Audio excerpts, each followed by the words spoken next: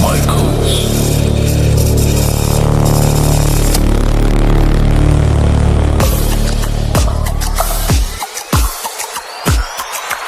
That's right. It is time. It's interview night. Boulden and Michaels is here. I am always joined on Boulden and Michaels with Greg Boulden. And hello. as usual, we have a special guest. Greg, how have you been? I've been wonderful, Chris. We haven't done a show together in a while, so I'm looking forward to it because it's my favorite interview that we do about once every quarter. That's right. We have scheduled it properly. You can set your watch to it. Just as the constellations move across the skies, we're joined by author and stand-up philosopher Joseph P. Farrell. Joseph, thank you very much. Thanks for having me back. I forgot to wear my sandwich sign, but I'll accept the compliment. I love when we start off with a good laugh. That's right, of course. Well, Joseph, what's been going on? How have you been? I've been fine.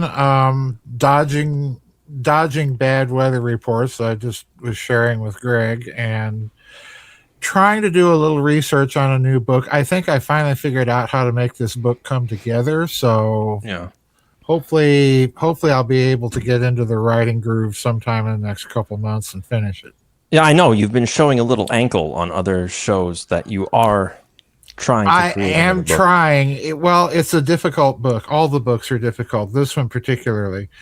But I think I finally figured out how to do this, how to approach it. Well, that's good. Then we're on the right path. Yep. And speaking of being on the right path, what on earth is going on with this memorandum of understanding with Donald Trump and Iran? I mean, listen, I jumped off the boat. As soon as this second round of Iranian attacks occurred, I went, forget about it. We're done. Yep. I wanted Trump in there just because I wanted to see so many people unhappy. I saw some of it, but then when you have your wish. Yeah, you got that in that tenfold, Michaels. On top of it, now I've made myself unhappy. So, look, all right. Let's go back to 2 days after the election, 2 days after the inauguration of Trump 2. That's when I departed company. And I departed company with the executive order establishing the Sovereign Wealth Fund that was going to use kleptocurrency as part of the assets. I thought, okay, that game over for me. I'm out of here. The Iran, Chris, Greg, you might have to have your hand on the little beep. On the dump button? On the dump button. Do you want to go get a blood pressure cuff? No. I have high blood pressure already. I take medicine for it. There's not enough medicine in the world to stop the Iran. To stop this one. Yeah. Because I just read, Chris, this so-called memorandum of understanding, some of the points this morning before the show. And there's nothing in it that looks to me like anything whatsoever has been achieved by bombing a bunch of schoolgirls and spending millions of dollars and kowtowing to Bibi Netanyahu and that criminal government in Tel Aviv, and so on and so on. Two things in particular jump out at me. First of all, we, the United States, and our partners and allies in the region, and I can hear it now, the Iranians are going to start quibbling over the meaning of the term ally. And you know who that will be directed at. Okay? Yeah. Yep. Okay. Uh-huh. So we are to clear the way to make it possible for them to get $300 billion in loans. Now, I don't care what kind of lipstick you put on this pig's ear. That's still sounding a hell of a lot like war reparations to me. Yes. And unfortunately, reparations are usually paid by the losing side to the winning side. And here I thought we had won. Okay. On top of that, Got a participation trophy. we got a participation trophy.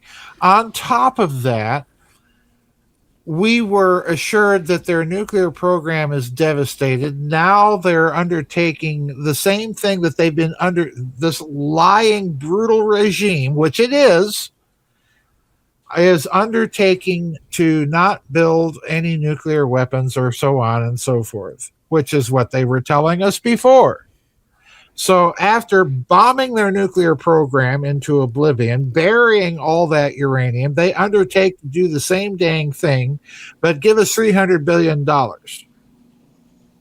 I don't care what you call this. This whole thing was a failure from the get-go.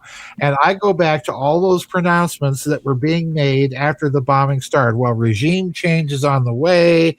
The Iranians are rising up. Javad Shah, he had all these Iranian exile TV programs saying, well, now's the time, and it's just around the... No, this has been a total, complete failure. Except in one thing, and it's a very important thing, Chris. This has brought home, I think, in spades, what was started after the assassination of Charlie Kirk. And what was started after that was the examination of America's relationship to that absolutely abominable little country in the Middle East that has been bombing Gaza into the Stone Age. It has forced people to recognize that this relationship is not good at all. Now, this whole thing, the subservience of the United States to Tel Aviv in the pursuit of this Iranian war, I think was crystal clear. It is to me.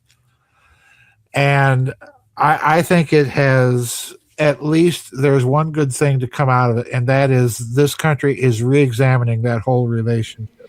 And it's high time. Do you think that Donald Trump, when he came out and said to Netanyahu that, hey, you can't be firing any more missiles, we can't be having this, you're being an a-hole for doing all this stuff. Do you think that's lip service because he knows that this isn't playing out well? Because I got to be honest, I don't know that I was going, oh yeah, Donald Trump's doing this because he really believes that. I think he sees the midterms coming up and the elections going, well, I better reverse course on messaging here a bit. Well, I agree with that too. I don't think there's anything sincere about what he's saying at all, because he's got his whole cabinet packed full of a bunch of neocons. And the other thing that tells me that he's not serious about this is that all the people he's apparently backing in Congress are trying to ram this American-Israeli military merger. And now Senator Tom Cotton of Arkansas, the chairman of the Senate Intelligence Committee, which is an oxymoronic expression, but this guy has put a rider or special clause in the National Defense Authorization Act. Not only are we going to merge our militaries with Israel and have a joint logistics and supply and standardization of weapons between the military, Senator Cotton wants to make sure that Israel gets special status in intelligence sharing. In other words, let's just merge the whole American intelligence community and the CIA. Folks, I'm out of here. I'm done. Well, it's tough to be out of here and done because the Constitution's supposed to protect against all this stuff. Bingo. And the senators and the Congress is complicit in shredding the rest of whatever was left of the Constitution over the last, 2 years of this term. And here, everyone's complaining, oh, Biden's destroying the Constitution. Biden's doing this. Look, did Biden have during Pride Month topless people? And then we have UFC fights just the other day on the White House lawn. Pick your poison. But what I really care about is neither of those. What I care about is the Constitution, the thing that actually makes sure that your rights that are inherent from your God are actually protected. I care about that. And so when I see, oh, look, our militaries are going to be merging. We're going to have more money going. Our sons and daughters are going to be fighting a two-nation agreement now. That's not in the Constitution. So that tells me all these people are frauds. when they put their hand on a Bible and they say this. And it also tells me that we have no constitution at this point in time. We have an echo of a constitution. We have an echo of a constitution, but the other problem is we have a crisis now in terms of the political culture that is nakedly staring everybody in the face, and that is our two political parties are worthless. So we need to start thinking in terms of post-partisan politics in this country, because it will be a cold day in the bad place before I ever vote for that. We've got two radicalized parties. We've got the Commie-crats, and I don't even want to go there because those people are insane and dangerously so. And then we have another radicalized party that I call the Republico-Zionists. And that is a radical position, and it has taken hold of the Republican Party, and neither one represents the good interests of this country nor of its people. So, you know, we have to radically rethink our political culture, and we have little time to do it. Yeah, I mean, this whole thing just stinks of treason. Yeah. You can't just sit there and say the United States' military budget, as bloated and as dubious as it may seem, is going to be tied to billions upon billions of dollars going to a foreign country. Yeah. And in that section 1217 that you were talking about in the Senate NDAA, it would require the Secretary of Defense to establish a U.S.-Israel Defense Technology Initiative in consultation with the Israelis' defense minister to identify Israeli origin technologies for potential integration. You're telling me that you want a foreign country to install malware and Trojans in the United States' military infrastructure. Is that what you're telling me? That's what they're telling you. And in addition to that wonderful, our greatest ally is going to turn... Before we go on, there is no formally signed alliance. Oh, I know that. It's been an informal... Memorandum of Understanding. Well, it's been an informal deep state affair ever since this country recognized Israel. And, you know, that was Harry Truman, and John Forrestal was opposed to it. We know what happened to him. But, you know, he took a little walk out his 16th story Bethesda hospital room and ended up dead. But they're not only telling you all that, but I'll tell you something else. Our greatest ally will take whatever secrets it learns and use it as bargaining and leverage to create and curry favor with other countries around the world. So, you know, I absolutely am done supporting that country in any form or fashion. And I would assume what you're referring to is one Jonathan Pollard, who was the worst spy for America. Yep. On top of that, Donald Trump allowed him to get back into Israel. Yep. And now he's running for political office.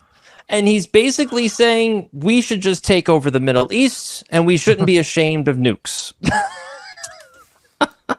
And Mr. Huckabee decides to have an informal meeting with him a couple of months ago. Yes, saying, I remember. He's just a guy that requested a talk. Well, this is the other thing that I think is a good thing that has come out of it, because Evangelo Zionism is being challenged finally and openly in some major places. And now for the first time, you know, I've been waiting for this all my life, Chris.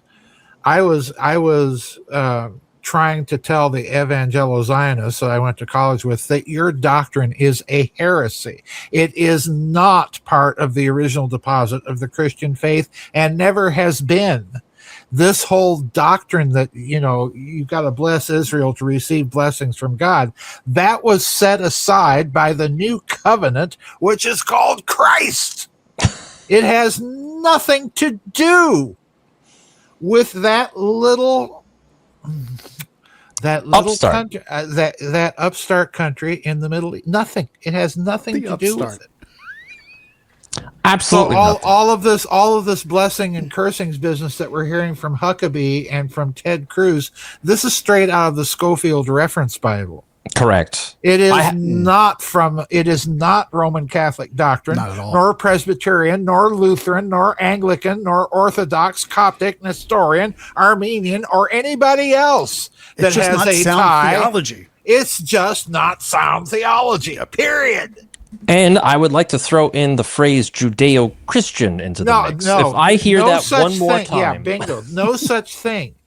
No such thing. It's either Christian or it's Jewish. There's no blending of the two. Correct. But that is also coming out of this whole 19th century, early 20th century marketing campaign that was done, I think, primarily by promoters of that Bible, their Masonic backers, and their Zionist friends. That's where all of this is coming from. So Exactly. I'm glad that this is all out in the open and people are finally able to talk about it. So Why do you one think positive. Why do you think it ended? Because we got a couple of different perspectives here. Do you remember dual citizen Antony Blinken?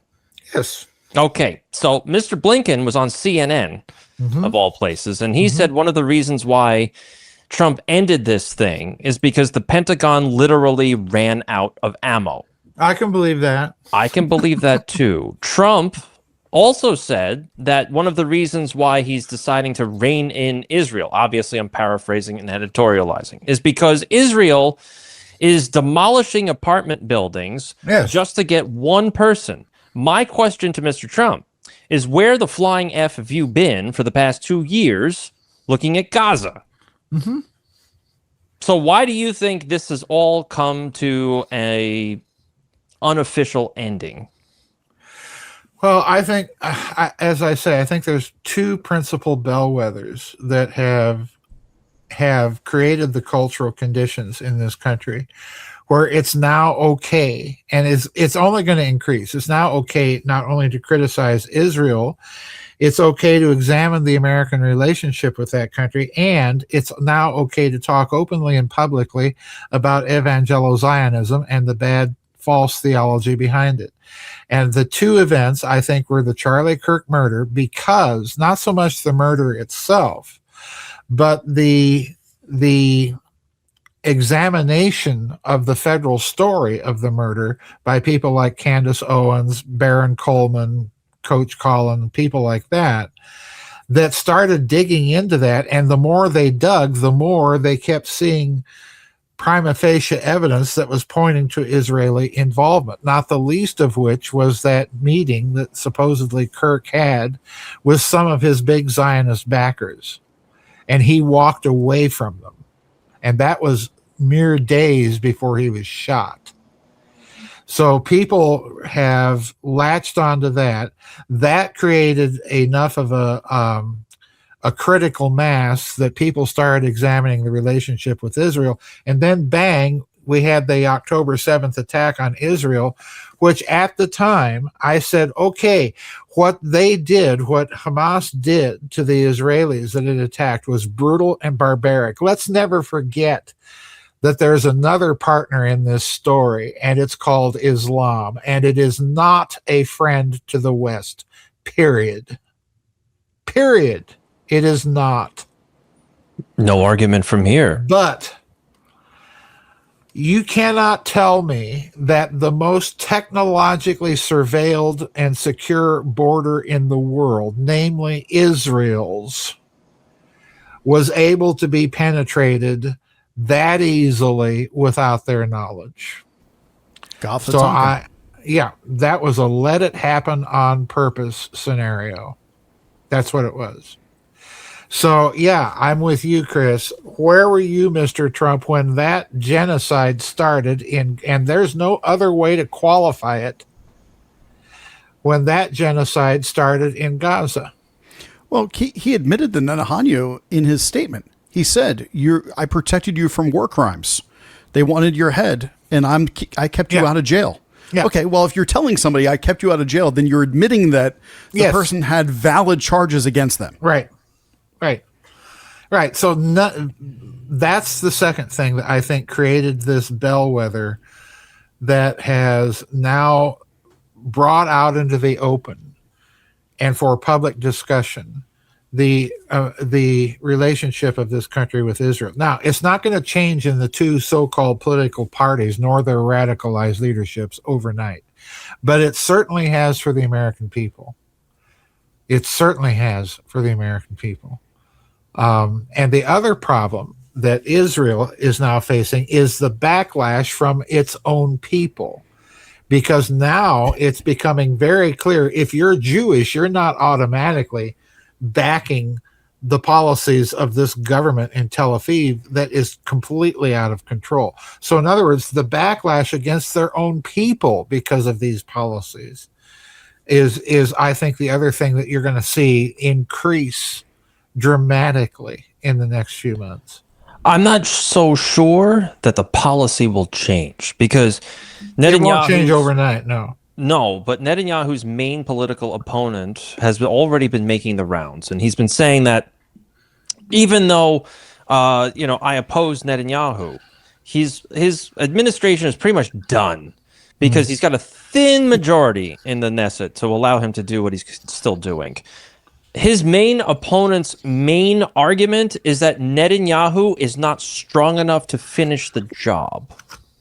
Well, you're I think operating under a misapprehension about what I think policy change. I to be honest with you, Chris, I don't care about Israel one teeny tiny little bit. All right, Greg. I care only about the policies in this country changing. I do. The only policy I think that we should be concerned about in this country right now, and it's one that Catherine Fitz and I have been raising Cain about for years, and this is the policy of dual citizenship.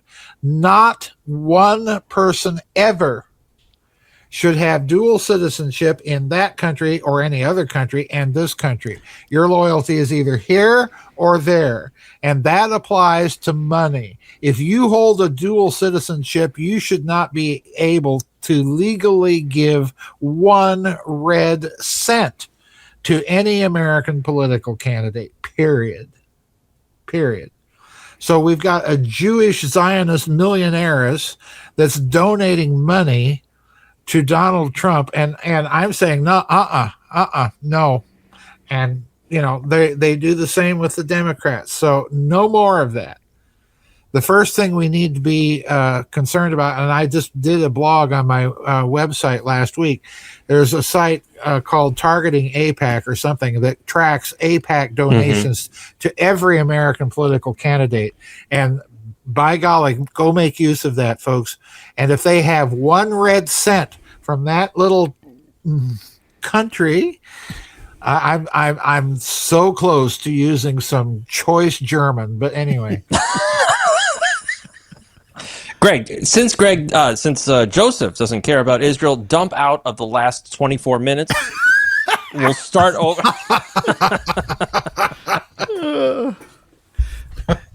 It's funny because we could see Joseph getting there over the last, however many shows we've done.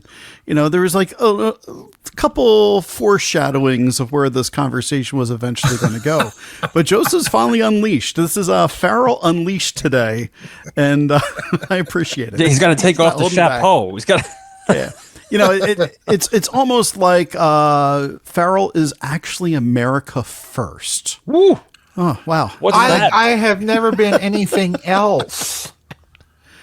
I've never been anything else. I'm saying it with irony of the fact that all these people that are holding the slogans, the mottos, and the taglines are all fraudulent. I used to do podcasts about Marjorie Taylor Greene and how she was the right's version of AOC. But quite honestly, she's making much more sense now that she's abandoned Donald Trump and she's actually America first, that I'm going, she's actually starting to make some sense. Well, look. I am not ashamed of the fact that I voted for Trump twice, and the reason I did was because I recognized that the other system option. was so corrupt Right. that we had to get somebody in there to try and clean it out, and I was willing to try anything. I will repeat what I've said all along, I have never and will never vote for that other party. Yep. Because they are nothing but baby murderers and a death cult. That's all they are and will ever be. Yeah, and I find them to placate to the lowest common denominator They in order for their placate to causes. the lowest common denominator, and now they don't even know what women are.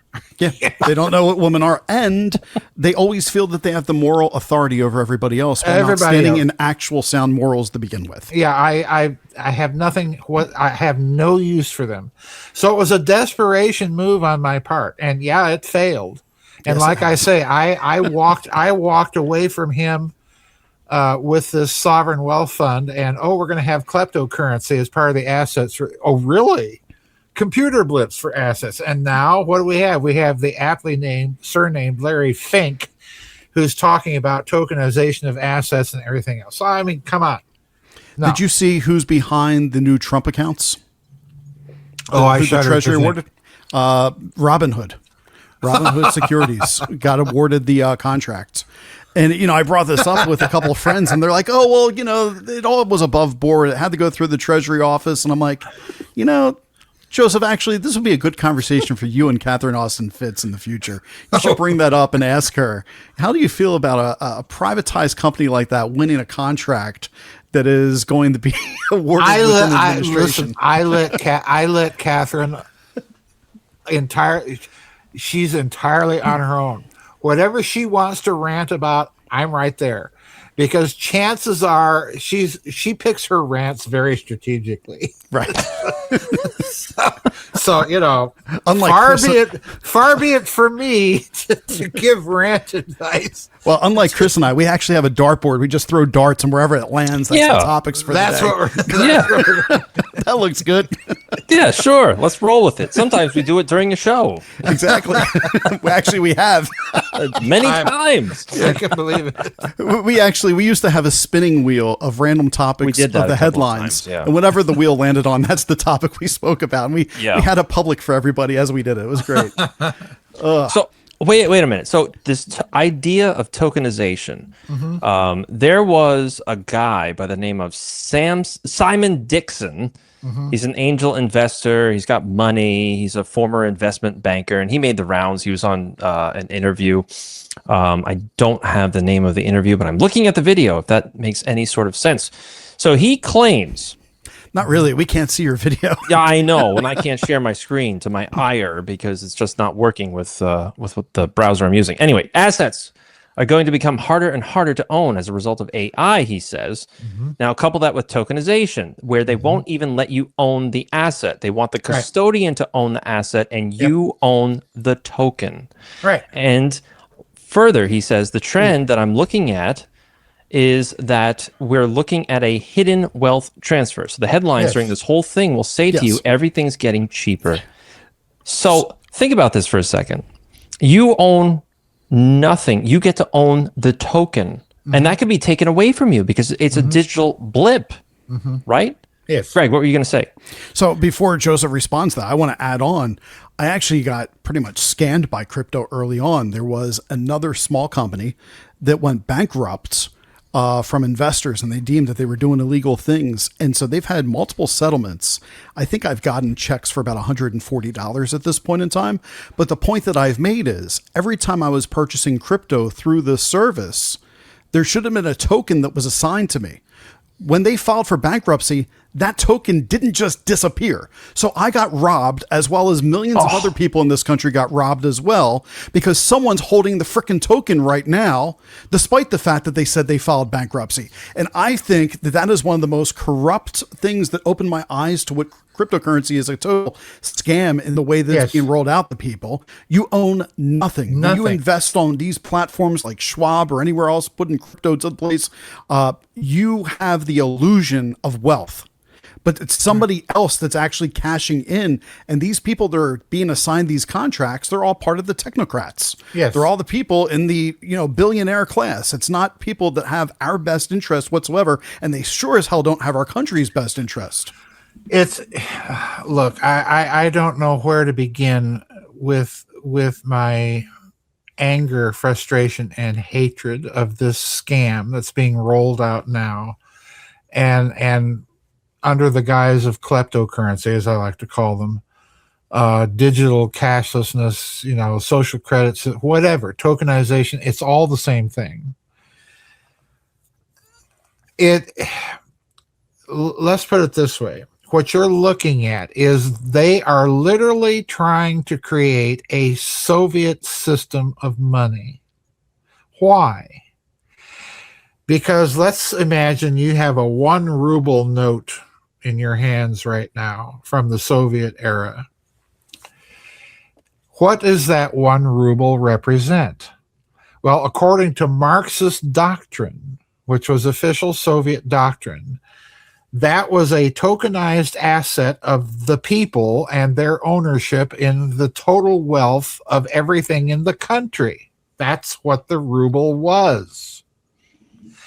Now, what are they doing? They want to take away even the piece of paper and say, we'll keep that for you. We'll be your custodians. Here, have a computer blip, which we can change the value of anytime we want or deny your use of it.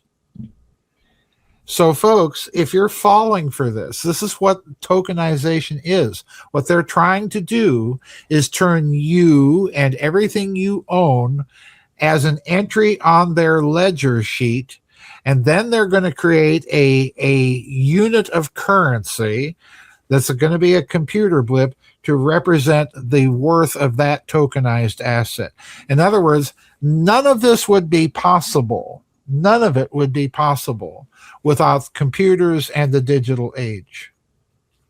Because computers can calculate all those decimal places that a piece of paper is still too limiting to do.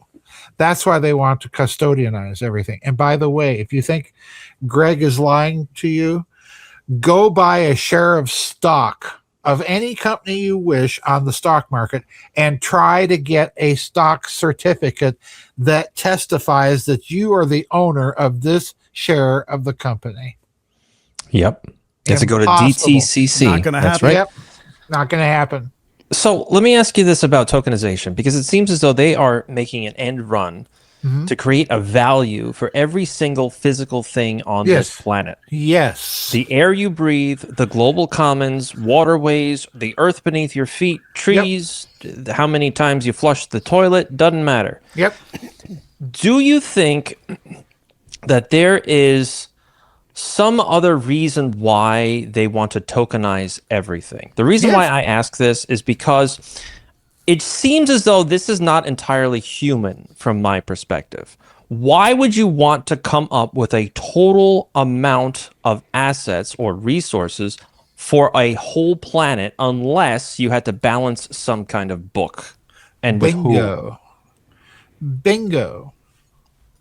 There's more debt in this world right now, thanks to the amount of derivatives sloshing around in the system that have been there since before the financial meltdown in 2008.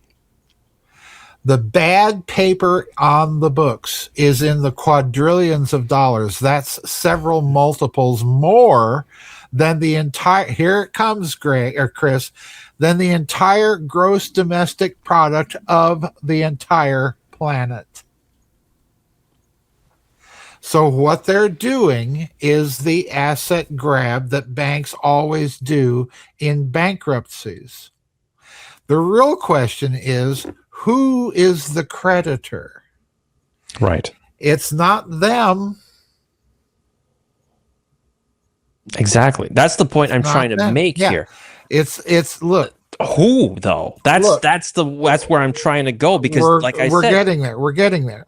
doesn't seem human. Here's the problem that years ago, Catherine Fitz and I we came at this. We kind of bumped into each other because we're looking at the same problem but different aspects of it. And then bang, she reads one of my books. Oh, this guy is looking at the same dang thing I'm trying to figure out. If we bailed out during the financial bailouts of 2008 to the tune of quantitative easing of trillions of dollars, that should have resulted almost immediately in hyperinflation. It did not. So in other words, there was a load in the power circuit of money. I view money as a power circuit. Okay. There was a load in the power circuit that we were not aware of. And all of that energy represented by the money flow, the velocity of money, was going somewhere, and it wasn't here because it wasn't appearing here. Right. So where's it going? And the only thing I can figure out is somehow it's going off planet. Yeah. In other words, someone is trying to put a lien on this planet. Now, I don't know, but all the mythology I've read, Christian and otherwise, has a name for this character. Okay. Call him Lucifer, Mephistopheles, Satan, whoever, whatever, Shiva, whatever term you want, take a pick. Iblis, if you're Muslim. I think you missed Beelzebub. Beelzebub, Lord of the Flies, if you've read James Golden, whatever. Pick a name. Totally. But I think part of this is a cosmological story, and it's somebody trying to reassert property rights over this planet. Unfortunately, the property rights were revoked a long time ago. That's the other part of the story. The whole debt basis of the planet. Stop and think. The Western version of the atonement since Anselm of Canterbury is what? It's based on debt, infinite debt requiring an infinite payoff that a finite person can't pay. Hence, God's got to become man. Cur Deus Homo, Anselm of Canterbury. Why did I stick that in the middle of my book, Grid of the Gods? Because it's part of the story. By the way, a bad part of the story, because the theology is all screwed up to begin with. But that's my point. All of this is related, and this is what's so frustrating to me writing all these books is, well, where do you think all this is going, Dr. Farrell? Well, come on. What do you think I think it's going? Why am I writing books about cosmic wars and plasma demons and things like this? Come on, connect the dots here, folks. Greg, it's related. It's like he's written a few books on this. I know. It's like I've written a few books on this. It's almost like we've read a few of them, which most people haven't. That's the other part of the problem.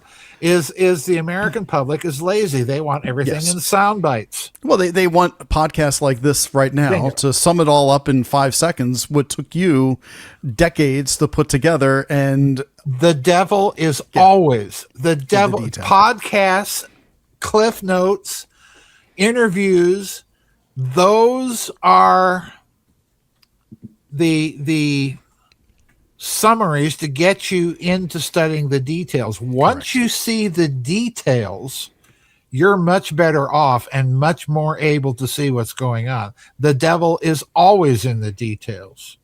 It can never be adequately summarized in an interview or a podcast. It must be read. Yep.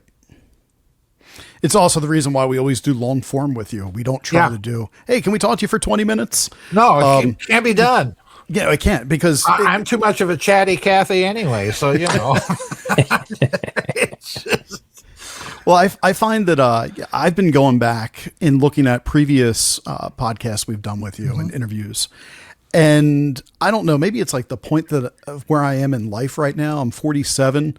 I had some health issues. I know, but I had some health issues, and it made me kind of think about like, what is life, right? I was raised Roman Catholic, and from a theological perspective, like that's my crutch, so to speak. That's of where I approach everything. Correct. Yes. But I've really been trying to think about what is mortality? What does it mean to die? And I had to go back to, something I studied in college, which was the philosophers of Epicurus and Plato.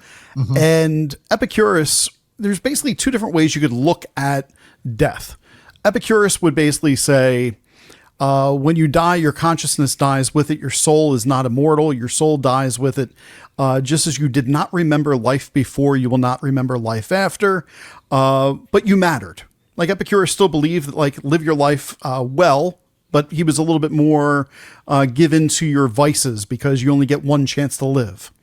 Plato and Socrates, however, they talked a little bit more about the immortal soul. They talked about the fact that the soul was capable of recollection after death, that the soul was actually the thing that was more real than the body was. Mm-hmm. And I was listening to what we were discussing like 2 shows ago and then last show where we got really heavily theologically involved. Mm-hmm. And it made me think, Plato, I think, had a ton of influence on religion, more so than I think I ever really gave him credit for. But I think that there's a lot that got borrowed in theological perspective after Christ, where they went back to Plato and said, well, look, yeah, Plato tried to tell us, Christ brought it into reality. But now I find myself in this new spot, Joseph, of going, okay, but what is this?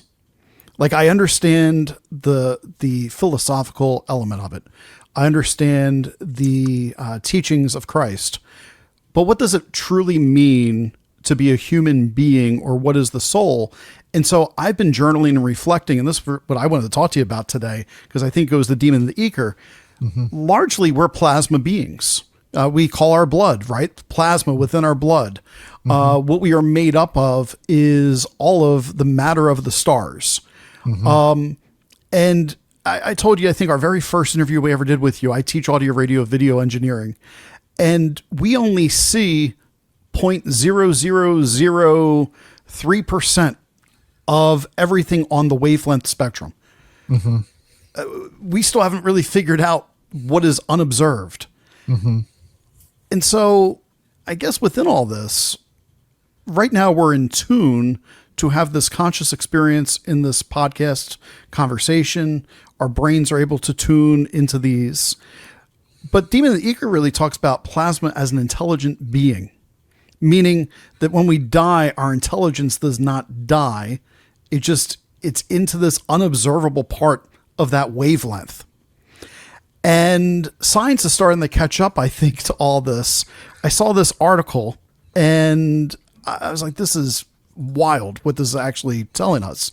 Astronomers find a cosmic interstellar tunnel linking our solar system to other stars. Mm-hmm. And when I was reading this, what gets really wild here is it's all made up of low density plasma. Mm-hmm. And plasma that seems to have an intelligence to go to different constellations. Mm-hmm. Constellations that when you look at different scriptural backgrounds would actually tell us that maybe we arrived from these constellations here on Earth a long, long time ago through plasma. Mm-hmm. And I guess what I'm asking you, and the reason I'm going down this conversation, we can get into the applications of it. We're hearing right now things from our government about disclosure. Mm-hmm. I don't think disclosure is gray men. I don't think disclosure is these aircraft that everybody thinks that we have. I think disclosure is really angels and demons. I think disclosure is frequency. I think disclosure is ultimately comes down to consciousness. What is it that is after we die? Because it's all around us, as if I just said this to a friend the other day, we're a vessel that's almost being guided by vessels around us. And that's kind of my meditation where I've been falling on this. So I guess with me just launching the conversation there, with Demon in the Ether, plasma, what are your thoughts? Have you ever thought about your own consciousness after you die and what that means to the work that you've been embarked on in trying to talk about what's going on galactically? I think this will come as a shock. I think much more about the resurrection of the body than I do about consciousness. Interesting. Because we are not imprisoned souls. That's Plato. Correct. Yes. We are a soul in the body, and the two go to make up our person. We are our personhood and our soul are not the same thing. And this is another typical problematical area that people have with Christian theology, is that they equate the two. That said, the other thing I want to put out another caution: the plasma life hypothesis is a hypothesis, and we have to be careful from equating that statement with the idea that all plasmas are living. Some of them may not be. Some of them may be. And of that subset, we need to also recognize the third possibility is that some of that may be intelligent and some of it may not. So let's keep in mind that it is a hypothesis with those possibilities. With that said, one of the interesting things that emerges from the plasma life hypothesis. And I put this picture in my book. And by the way, The Demon in the Acre is my approach to it. The book that really brought the plasma life hypothesis into popular discussion is a book called by Robert Temple called A New Science of Heaven. Right. Okay. So that's the book that people should be thinking about. Demon in the Acre is my attempt to say, not so fast, Mr. Temple. You may think that you are on top of all this science, but here's a 6th century church father writing about the same thing and writing in a way that is centuries ahead of where you're at. That's one reason I put that long quotation from St. John of Damascus in there, because I'm just tired of the modern world saying, well, this is what the church believes. No, this is what concerns me, Greg, with the so-called disclosure movement right now and their attempt to couple it to the plasma life hypothesis. First of all, they're late to the game. In other words, they are getting involved in the game so that they can control the marketing of a narrative. And I guarantee you the narrative that they're going to market closest and challenge the most is what they think is Christianity. Yeah, and we talked about, I think last show, you're like, one of the biggest things we should be careful of is the fact that what they're going to market could arrive. Right. Well, they're not only trying to get a hold of the plasma life hypothesis. This is another thing that came out of the blue. You know, it's like what happened with the secret space program conferences back in the mid 2010s that I was involved with. All of a sudden, they were faced with UFO conferences that were not repeat appearances of the same old UFO divas telling the same old UFO stories. You had a completely different set of people that were doing real research and coming up with a very different understanding of the phenomena. So they had to get control of that narrative quickly. What did they do? They launched the To the Stars Academy, and they launched a massive marketing campaign to regain control of a narrative that was slipping away from them, because it was a grassroots narrative. They're doing the same thing with plasma life. The plasma life hypothesis wasn't brought up by Robert Temple in collusion with governments. Right. You know, he's an independent researcher. This is kind of his specialty. This is what he does. So they create now they are confronted with a narrative that they did not create, that is challenging a lot of assumptions, and they want control of it so that they can steer it where they want it to go. And where they want it to go is, we need a religious narrative that does not challenge our power and our materialistic worldview. That's what they need. So that's what they're going to try and create.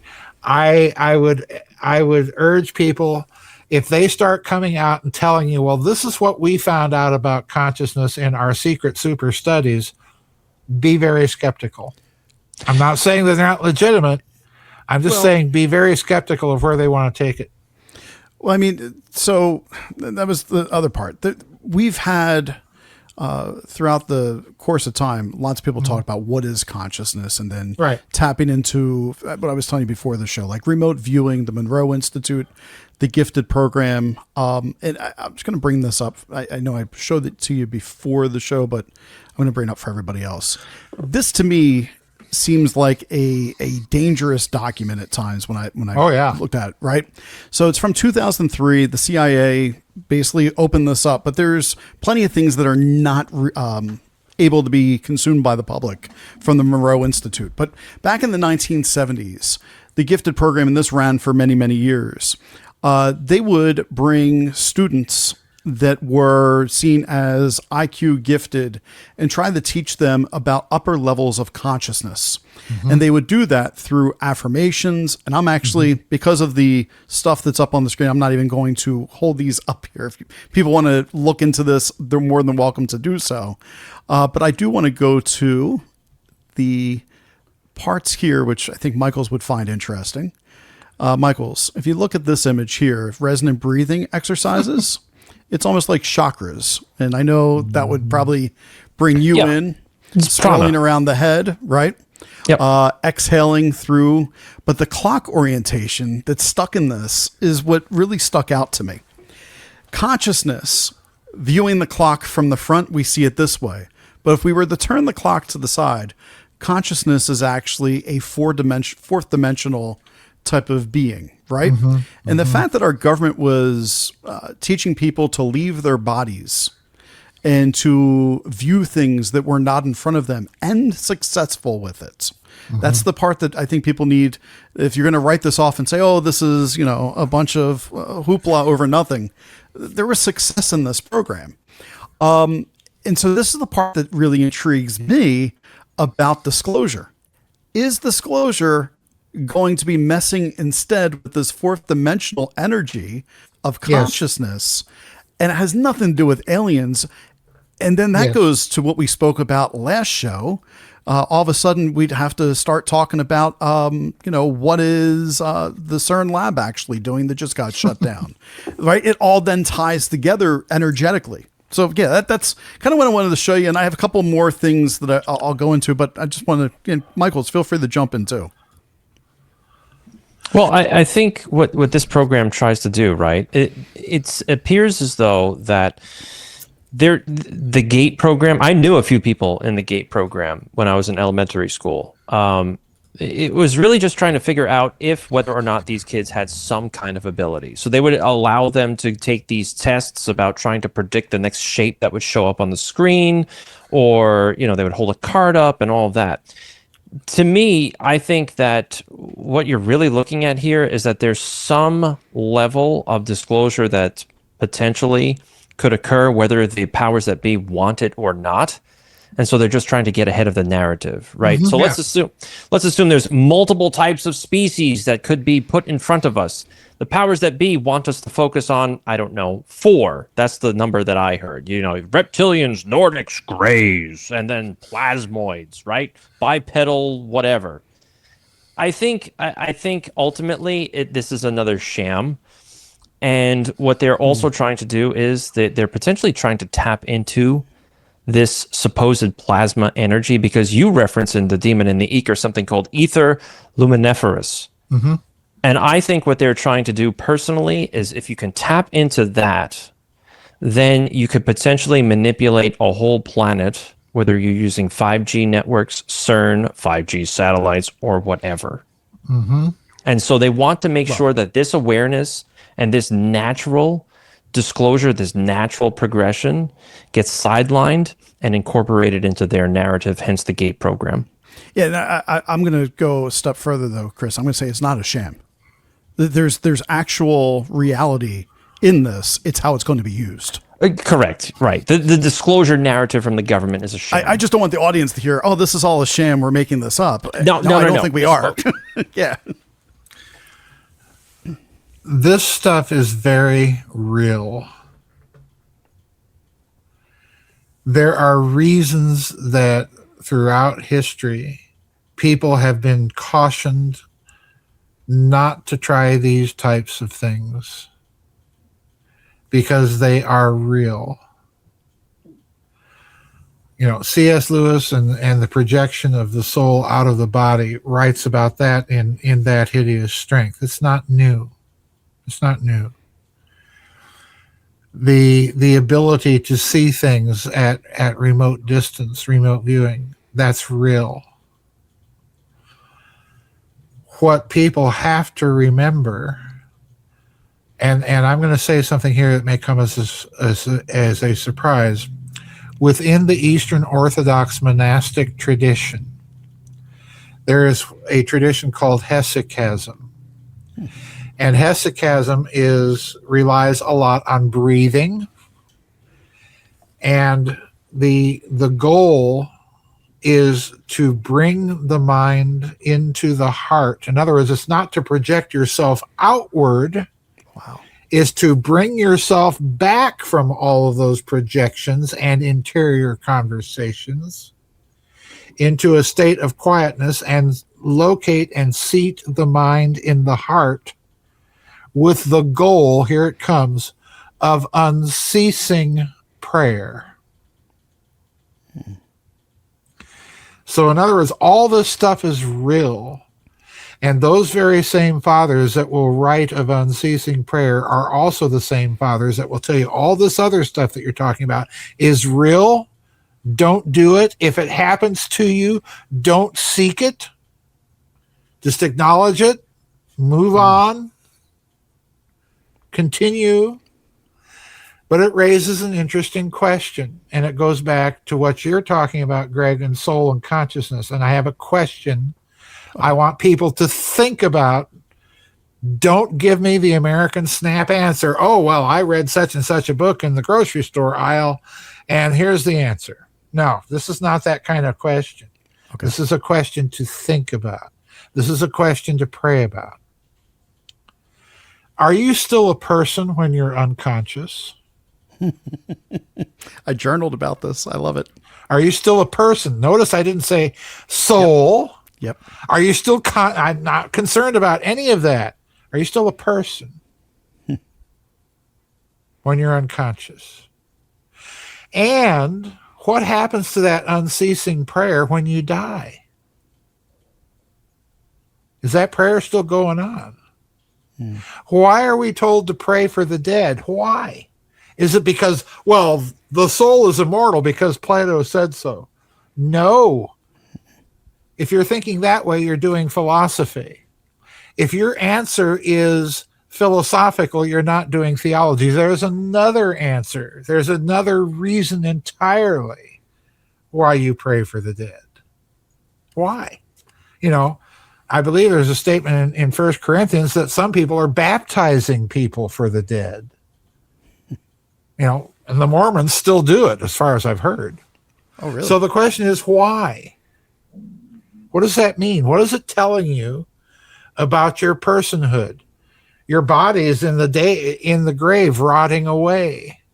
Are you still a person? Are you still a person when you're unconscious? What is that thing called personhood? What does it mean?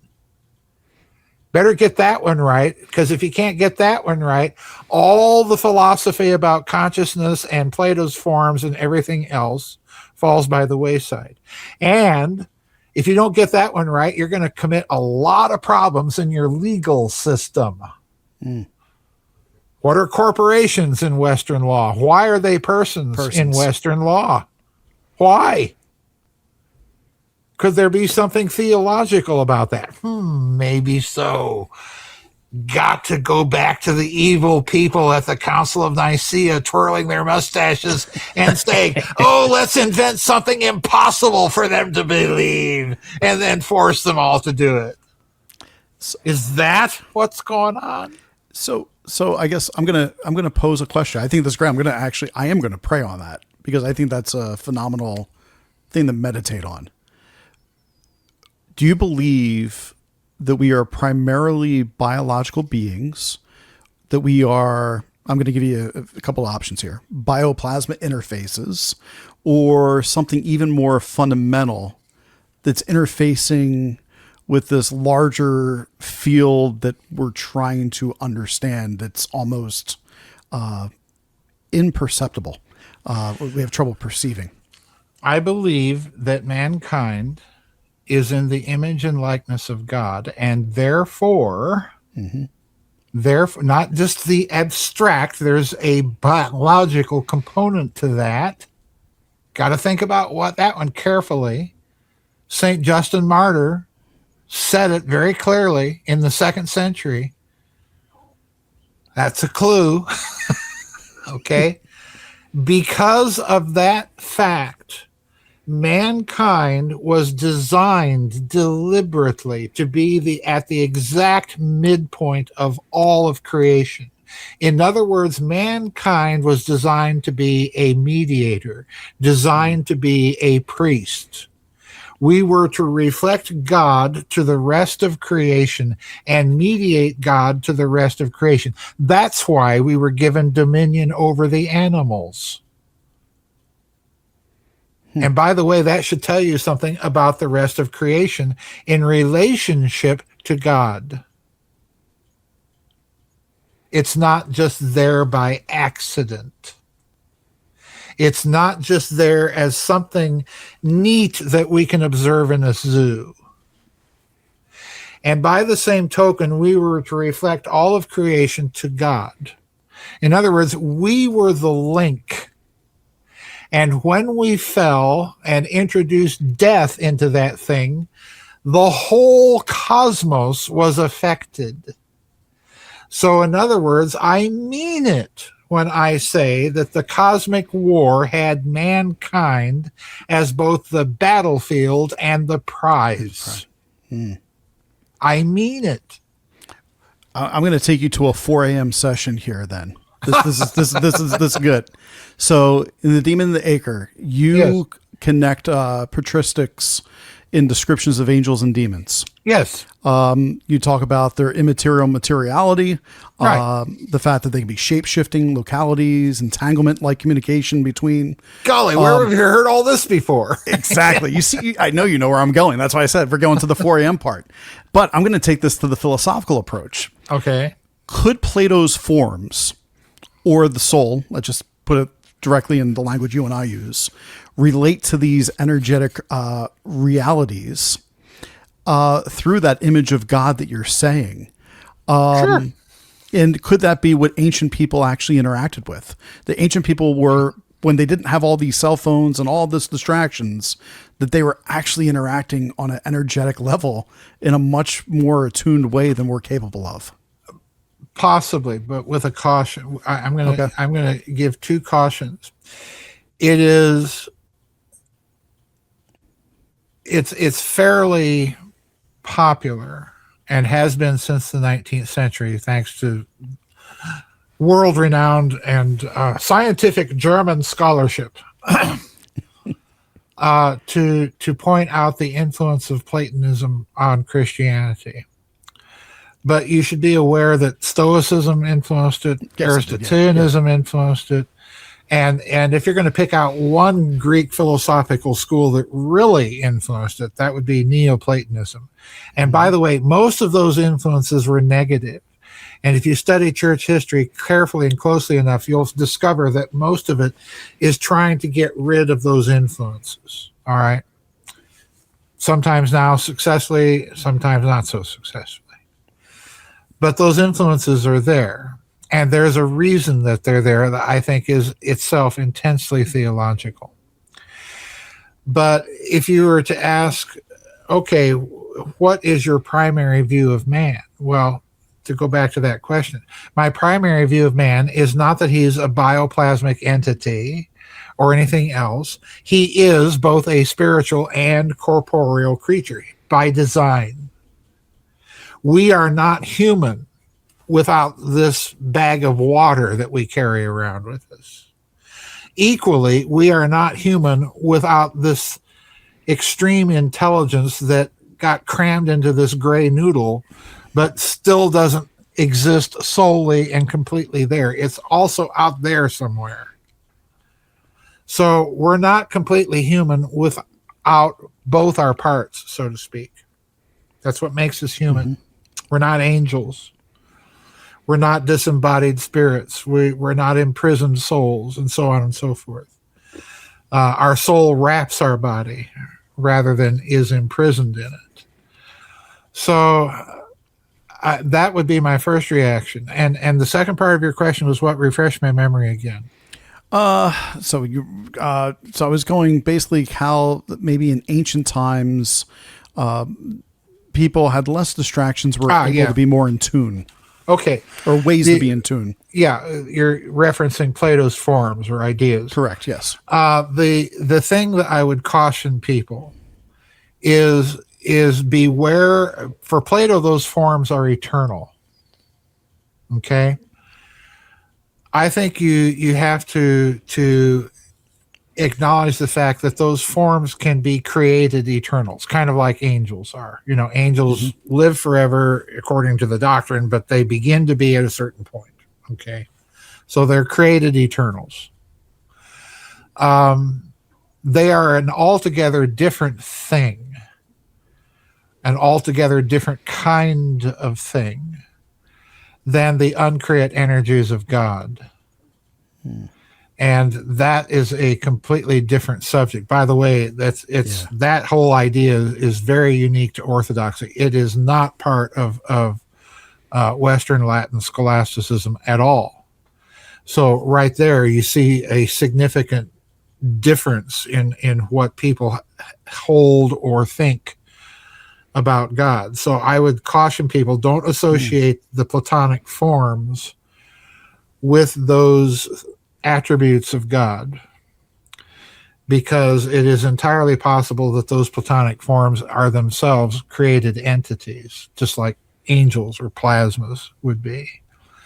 So that would be my caution. Okay. So I guess what I was going to aim towards, and actually two things. One, thank you, because I don't think that I've ever thought about the fact that, I mean, I've thought about we're creating God's image and likeness, right? Genesis. I don't know that I've ever thought about the angels were not. The angels were separate. They were brought in, but it's a different entity being than from God's image. And so that's actually very helpful. That's going to twist my mind for a while. Oh, let me bake your noodle a little bit more. Are image and likeness just a case of poetic redundancy, or are they actually distinct things? But sure. I mean, well, you go back to the original text, and it seems like they meant it in a more literal sense. I don't care about what the ancient text says. I care about what the people interpreting that ancient text in the church say. Okay, this is where we've got to get out of this text mentality.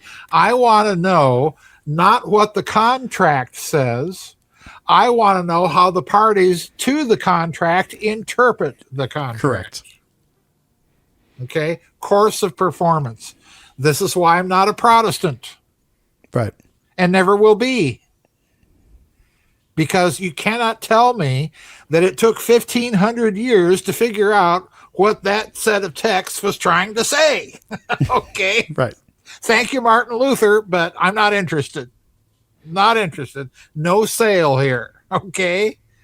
So my point is do those people think there's a distinction between image and likeness? And if so, what is it? How might that relate to the fact that we have a human nature and we are persons?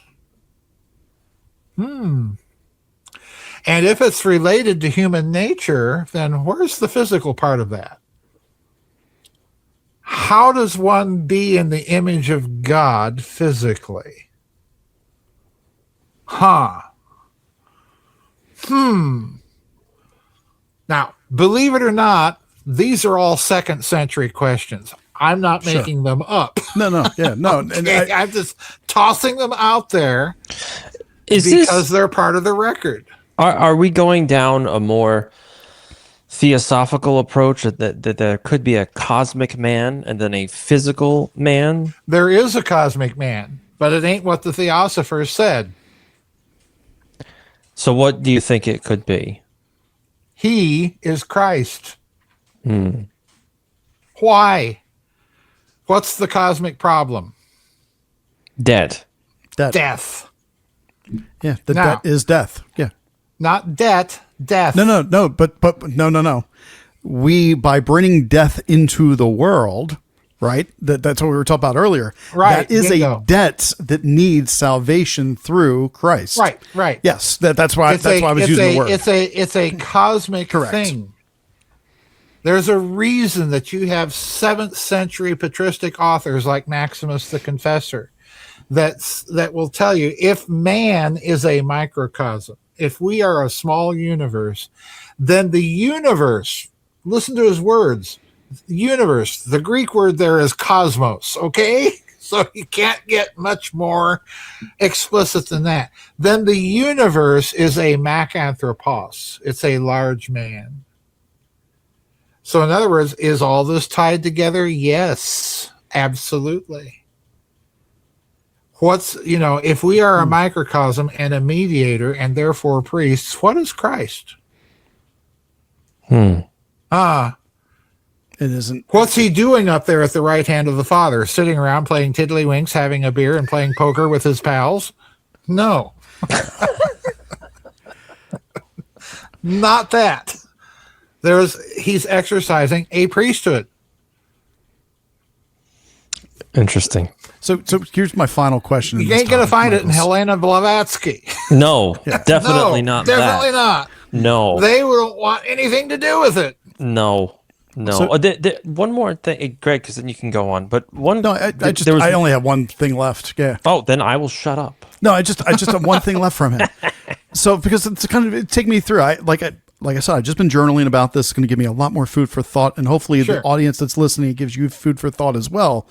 I don't think anyone's ever asked you this question pointedly from interviews I've seen with you. So I'm going to ask you this because it all goes together. When Joseph P. Farrell takes his final breath, what do you believe happens to your consciousness? I don't know. I have not a clue. I do think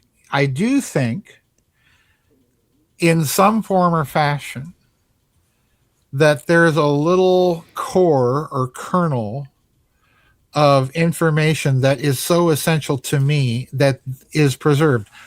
Will I be conscious of it? I don't know. I suspect so.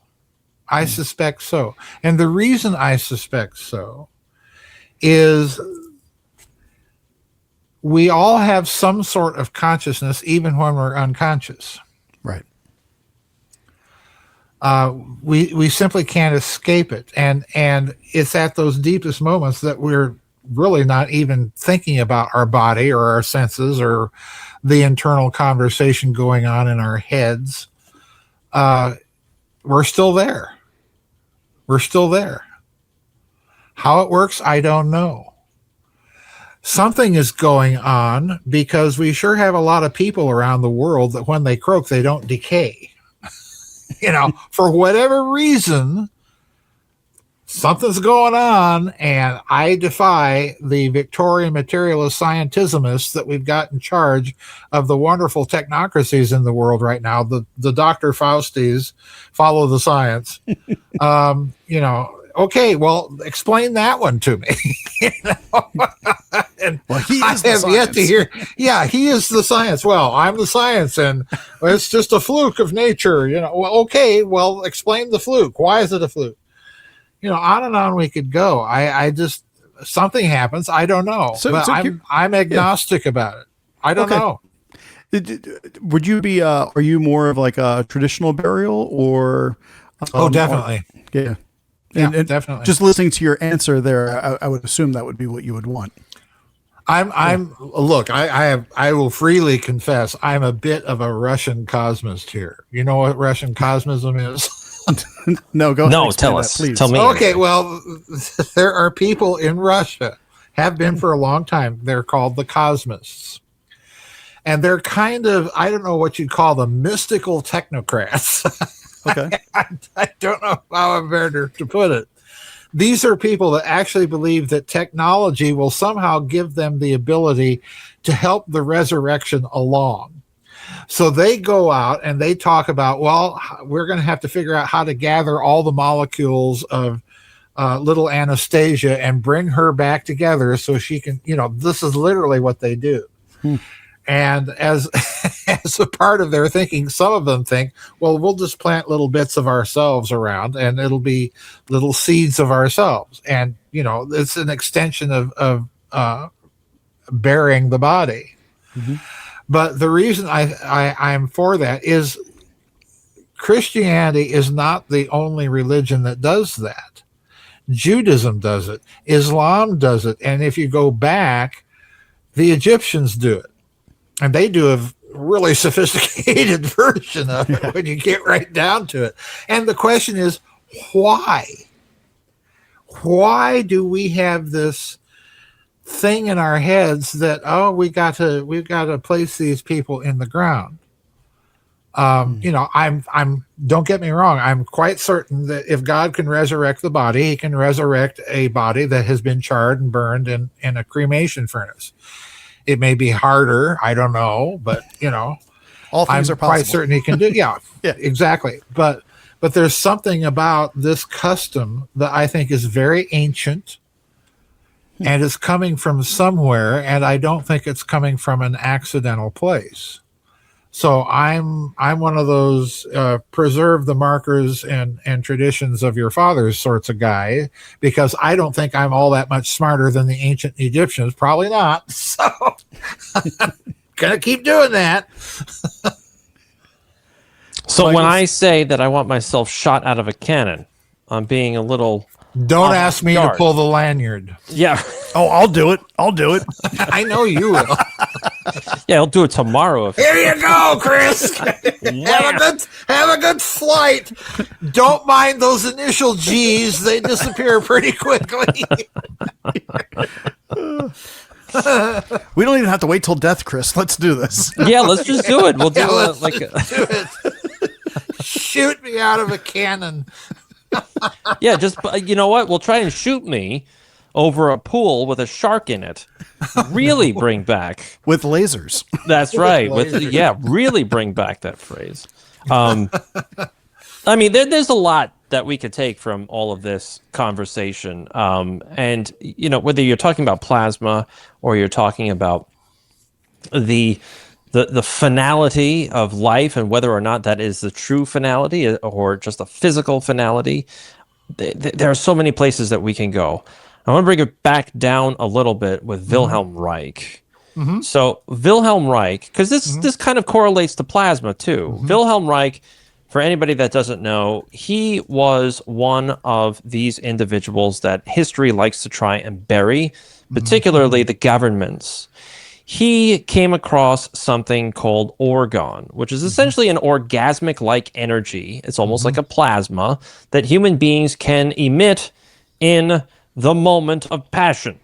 He also found out that Orgone is permeating all throughout the reality tunnel, and you can find it all over the place, including something called DOR, which is dark Orgone energy.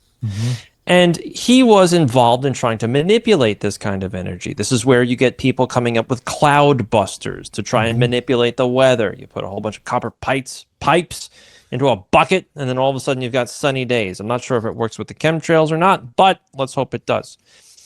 Back in the 50s, the FDA decided to go after Wilhelm Reich. And during his writ of, you say it, Dr. Joseph Farrell. Writ of certiorari. Thank you very much. In front of the Supreme Court, actually not in front of the Supreme Court, but in front of the judge at the moment, he said that he was able to dim stars by manipulating Orgone energy. And he said on May 12th, 1954, during this hour, men on Earth saw, for the first time in the history of man and his science, 2 stars to the west fade out several times when cosmic energy was drawn from them. And then he tried it again later that year in October, and he said the reason for the hesitation was obviously the risk to precipitate an interplanetary war by such experimentation. The cosmic Orgone energy which these living beings are using in their technology is beyond the grasp of a mechanistic science, since cosmic laws of functioning are not mechanical, but what I term to be functional. So there's a lot that we can go down here, but is this kind of orgone energy or ether or plasma intentional? Are thoughts that much more important? Are we able to dim the stars with our thoughts? And if we are they in fact balls of plasma quintillions of light years away? Okay. First of all, I would caution against identifying thought or intention with Reich's orgone energy. From what I have not read that much of Wilhelm Right. Reich. But from what I've read of him and about him, people really don't have a very good idea of what his orgone energy was. It may be the energy of thoughtful intention. It may not be. It may be plasma. We don't know. What is interesting to me, extremely interesting, is that he tied that energy with human orgasm, sexual orgasm. Right. And what's interesting is you can go back to Vedic literature and even some of the very old Vedic temples in places like Cambodia or Laos or India and see a very rich metaphor that is often present in Vedic, iconography, and that is the idea that the whole universe is literally the effluvium from a divine orgasm. Okay, that's yes, quite literally what they talk about in some of these Vedic presentations of creation. So in other words, they're getting at more or less the same thing. They're getting at the idea that creation is an act not of any sort of internal divine necessity. It is entirely a free act, okay, which would have an enormous implication in terms of physics and energy and so on. So I think Reich has to be looked at in that fashion. Now, that said, he's obviously concerned with stars, and this is where it gets very interesting because, again, plasma and the idea that stars are plasma is part of modern science, but it's also part of ancient science that stars are alive. They're living beings. Where I think Reich came afoul of something that perhaps he and nobody else in government knew about. I don't doubt the dimming of the stars story. What I am suspicious of is, did he find a technology or technique, a psychotronic technology or technique, where intentionality itself could be harnessed to do that? If so, notice what he's done. Are you familiar with the Kardashev scale? Is that the one where it says civilization must hit these points and ultimately you take over a star? Okay. Kardashev was a Soviet astronomer that tried to contrive a system of classification of the types of alien systems or civilizations we'd run into. A class 1 civilization was a civilization that would require the mass energy conversion of an entire planet to be able to sustain itself. In other words, it's an enormously energy consumptive system because the technology is so advanced. A class 2 civilization would require the energy mass conversion of an entire star to sustain. And a class 3 civilization would require the mass energy conversion of an entire galaxy to sustain. So in other words, you're watching a geometric progression in terms of the technological capability of the civilization. For Reich to come along and say, oh, I've dimmed these stars, he's making a class 2 civilizational claim. And I tend to believe it because what has our deep state elite been concerned about since the end of World War II? It's been concerned about aliens and what they might be capable of. And we have to keep them from staging any type of intervention. How do we do it? We show them that we are capable of engineering, and these are my corollaries. These are the Farrell corollaries to Kardashev. We do not have to demonstrate that we consume energy on those scales, but that we are capable of engineering systems of those scales. There's a difference. So if we can demonstrate that we can engineer systems of a planetary scale, we are, so to speak, cusp civilization one. And here's the key part. If we can demonstrate that we can engineer systems of a stellar scale, then what does that make us? Well, that puts us into class 2 category. By the way, how might we do that? Well, Reich has got his Orgone accumulators, these little boxes that look suspiciously and sound suspiciously like the Ark of the Covenant in some cases, has big capacitors of some sort. And we've also got magnetic fields in a certain device in Europe that are several times stronger than the magnetic field of the planet. And therefore, in my simple 8th grade physics thinking, they might be capable of inducing resonance effects through magnetic resonance in the sun and engineering systems on that scale. So is Reich running afoul of something in his, hey, I'm just a guy experimenting with these weird boxes in my garage, and oh, look, I can call down rain and I can bust up thunder showers and dim stars. Do you think the government's going to take an interest?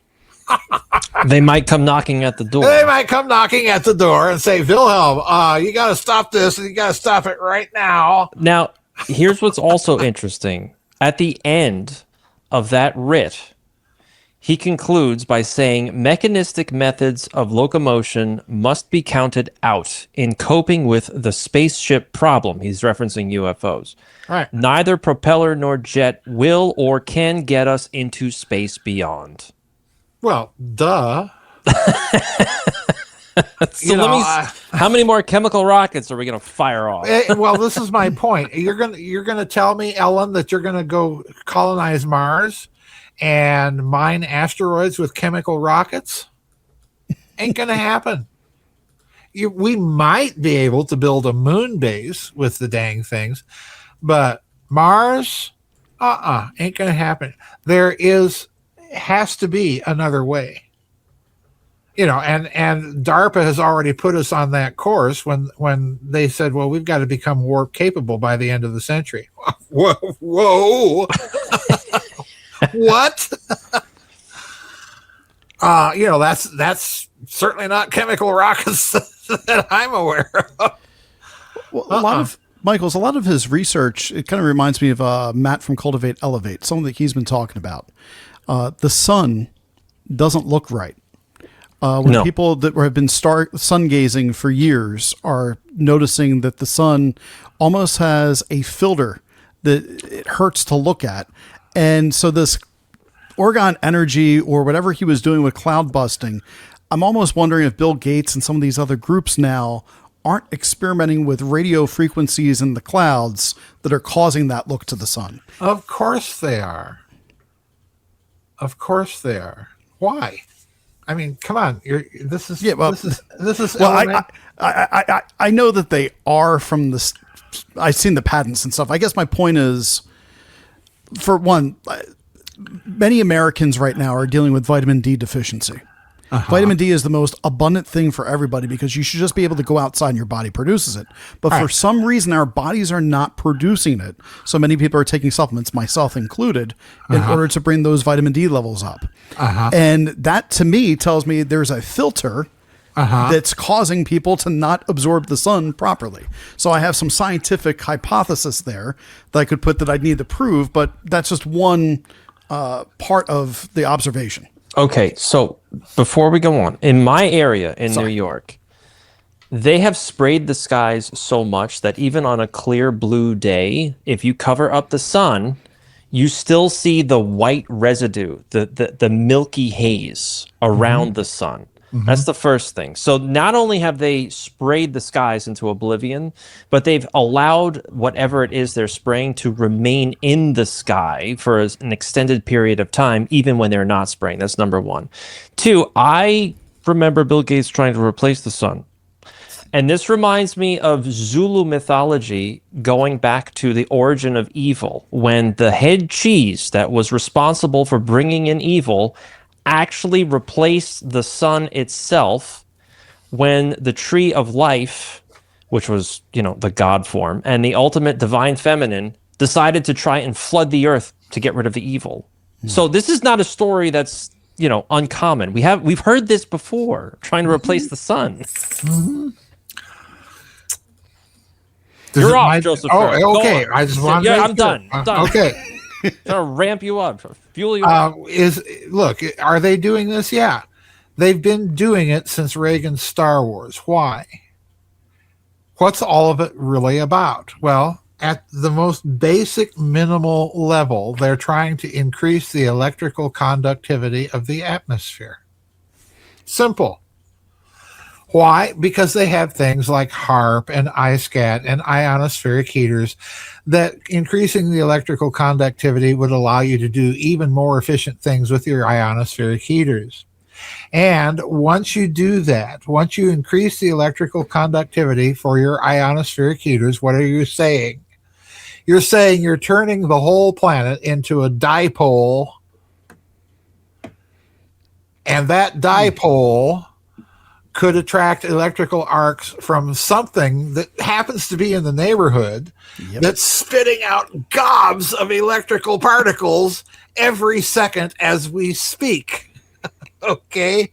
We call it the aurora borealis and so on, but it's really a bunch of electrical particles from the sun. Could they be experimenting and playing with? I've been saying, people think I'm nuts. I've been saying they've been playing with the sun and experimenting with it for decades. Are these people smart enough not to get us blown up? Well, unfortunately, no. These are people like Anthony Fauci and Bill Gates and, all that, Larry Fink and all these people. Are they that clever? No, they're really actually kind of stupid for presuming that they can do all of this and not toast the rest of us. But yeah, are they doing it? Yeah, sure. I have no doubt about it. I mean, things have been going on for so long. I just found this the other day. I bookmarked this to show you. This is from the 1500s. Where's my screenshot of it? Here it is. From the 1500s, a Romanian archive found an old rocket schematic. How the hell was this happening in the 1500s? Who knows? Rocket technology wasn't developed, as far as I know, until the 20th century. But here we have it looks like a multiple stage rocket. Yes, right. Yeah, I'm going, that kind of rocket didn't come from ancient China. No, but yeah, this dates back to the 1500s. Yeah, well, who knows? Somebody on my website pointed out that the Suicide of Saul, that painting by Peter Bruegel from the 16th century, has in the background has painted brontosauri, dinosaurs. Yes. Yeah. And I looked at that painting, and at first I didn't see it, but in the background, if you get your magnifying glass out, there are these creatures milling around with human beings that look like brontosaurus. So, who knows where they're coming up with this? Yeah, and same thing with Marco Polo. Remember all of his accounts of exploring Asia, all kinds of things that were supposed to be dead and gone millions upon millions of years ago. And here we are. Joseph, I know you're familiar with this, right? This 3,000 years old. It looks like a helicopter, a submarine, some type of car from Star Wars. And a jet. Right, and a jet. Definitely... the hieroglyphs look pretty interesting to me, that maybe we don't know everything we're supposed to know. I have just to put all of our cards on the table. I have never been this 18th century, 19th century Victorian Enlightenment materialist ever in my life. I just think that whole worldview is kind of cockeyed and kooky. Mm-hmm. Because it requires you to ignore stuff like that and to ignore it by the bushel basket. I just have never bought that idea, that the world is this wonderful materialistic scientism place. No. I put more stock in those ancient stories than most modern scientists, for the simple reason there's just too many of them. Right. Humanity was either suffering a mass psychosis, or the modern scientismist is. And my money is on the modern scientismist suffering the psychosis. Yeah, I mean, I think what you've brought up many, many times is that there was essentially a schism in science at some point, right? Whether you're talking about the airships from the southwestern United States in the 1800s, there are even accounts of airship technology going back to the 1812, Yes, if you can believe that one. And then what we're being told in public is completely different from what is actually going on behind the scenes. I mean, you also brought up Operation Dominic and Ripple technology. yes. That is one of the most glaring examples. Yeah. From 1963, you essentially have clean nuclear technology, and you mean to tell me they haven't done any further research? No, of course in 8 some odd decades? No. Of course, it's ridiculous. No, to get a 7 megaton explosion to be 99.9% clean, even if that explosion was set off with an atomic bomb, and that the 0.01% of it that's dirty is the result of that fission bomb, that's still a huge increase of burn efficiency over what we were lighting off in the 1950s. It's unbelievable. And quite frankly, if you look at John Nuckolls, the American physicist that was kind of the man that was in charge of that technology and trying to develop it, he comes right out and says that it is his goal to achieve a pure fusion explosion without the use of a fission bomb to set it off. So in other words, he's telling you right there that we don't need all of these dirty nukes. We can have really big nukes that are purely clean. Right. And we can blast your county away, but by golly, after that, there's not going to be any fallout for you to worry about. You're going to be burned to a crisp, but there's no nasty fallout to worry about. Yeah, exactly. There's some sort of, and I believe, and I'm very firm on this. I believe that this schism in physics, particularly biology too, the big schism in biology was Darwin. Right. So, we now have this mechanistic, goofy theory of evolution that we've been saddled with. Thank you, Charles, for the last 150 years. But in physics, I totally believe that the people that think that Maxwell's equations were deliberately edited by Heaviside to get rid of certain things in his mathematics, I absolutely think that's true. I absolutely think that's true. And Heaviside himself, sneaky, I want to use a word, but I can't use it. We're in polite company. Yes, of course. Sneaky guy that he was, turned He's right talking around. about me, Chris. Of course, yeah. Oh, you opened yourself up on that one. But I will be merciful. Thank you. Being the kind and gentle man that I am. But anyway. But Heaviside turns right around after he gets rid of Maxwell's mathematics and sneakily develops the rest of it on his own and puts the notes, this is true. The notes were literally discovered inside a wall in Great Britain. So he deliberately hid all this stuff. So yeah, I think physics has been, there was a deliberate schism of trying to keep people from certain things in physics for a long time. And I think they did the same thing with biology. The public science that we're taught, Nah. Which leads me to what you and I spoke about before the show, which was the Philadelphia experiment from a book that I bought Yes. in a used bookstore called The New UFO Breakthrough. Now, this book is from 1968. I am wont to buy books around that time because it seems as though there was a lot more truth to the stories that were coming out versus what we're seeing today, which is a homogenized narrative and everyone is on the same page and all this. So there was an account here where Jessup, of all people, you can listen to Dark Journalist, he brings up Jessup many, many times in a lot of his shows, talks about some of the after effects of the human beings that were involved in the Philadelphia experiment. For anybody that doesn't know, you fire up a destroyer to try to create invisibility using electromagnetics and all the rest. And the crew does weird things. The people that observed the experiment said that the destroyer disappeared. However, there was an indent of the hull in the water. So they saw the indent of the hull, a big dip in the water. But once it was over, the account says that half of the officers and the crew of that ship are at present mad as hatters. Now, bear in mind, this was written in 1968.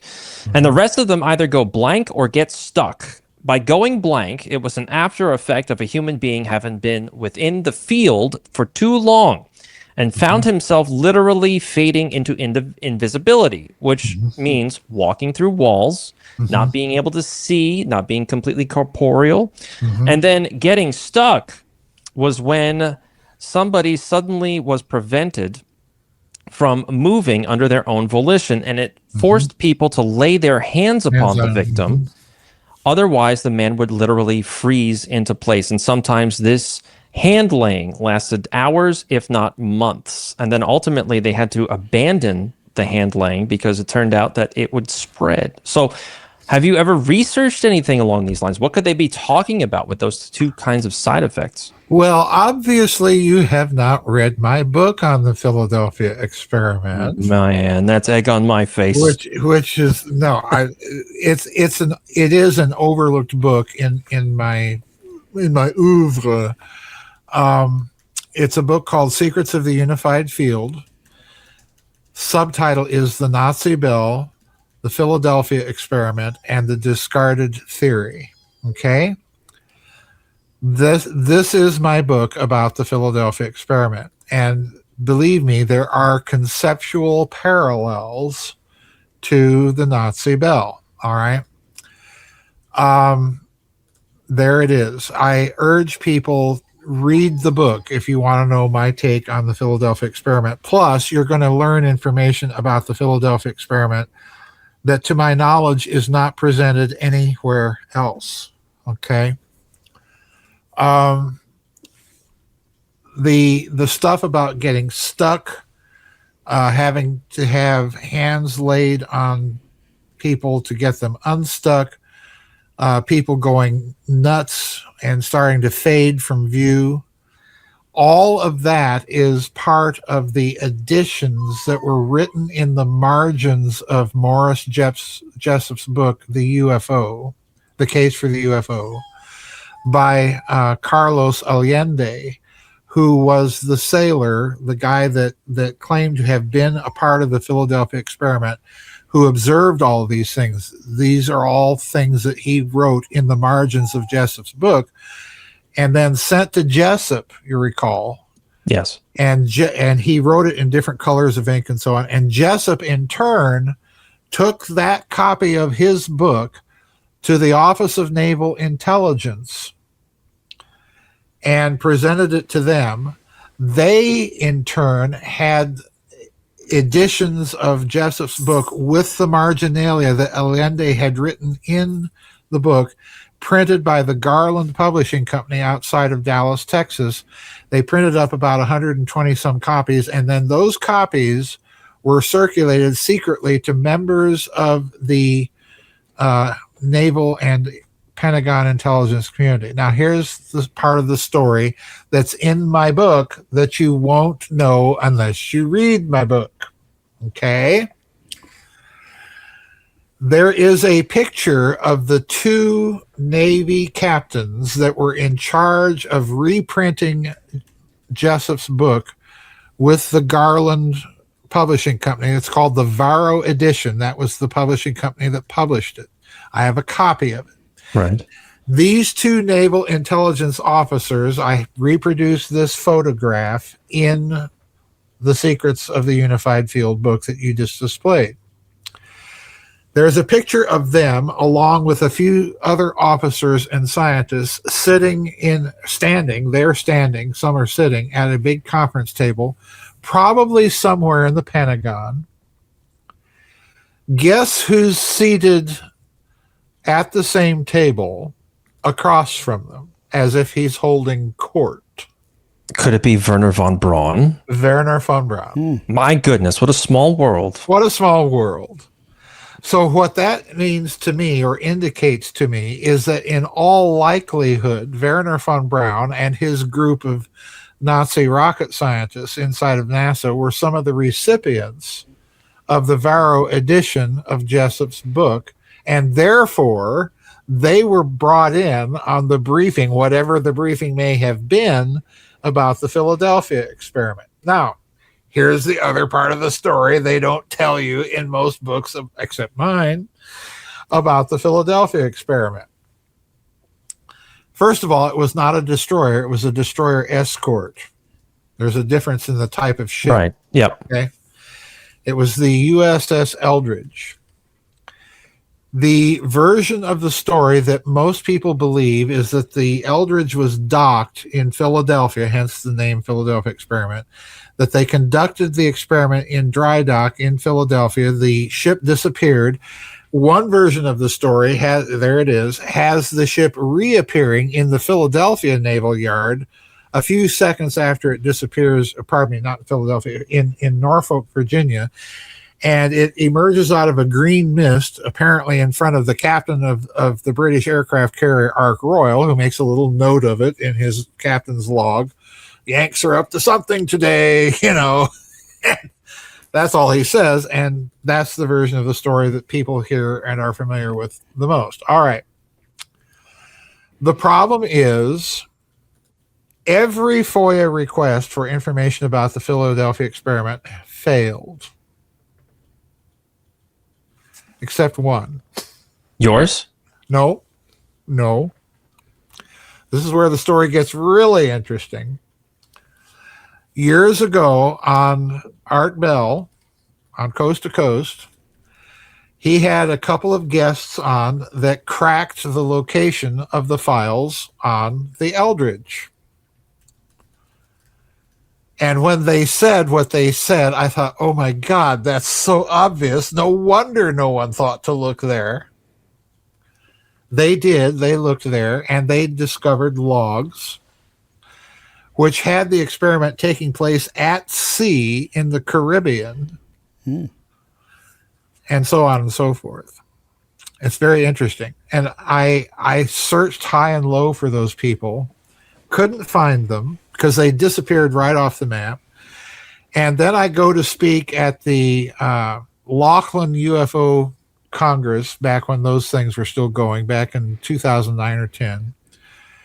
And they came to these two people that were on Art Bell came to talk to me at that conference. I was literally floored. And they gave me copies of their research, which is what's reproduced in Secrets of the Unified Field. But anyway, where did the Navy hide the files? Department of Energy? The Coast Guard. Oh, come on. Yes, sir. Yeah. Yes, sir. Yes, sir. No, I thought, how brilliant can you possibly be? Yeah. No one would, in their wildest imagination, think of looking there. Yeah. Just take it out of this file and drop it into that one. But when you read what's in those files, it's very, very interesting. And it's very telling. And the other thing that comes out of it is the experiment was not quite what people imagined it to be. It was simply an experiment for radar invisibility. And guess who was part of that experiment that was involved with that?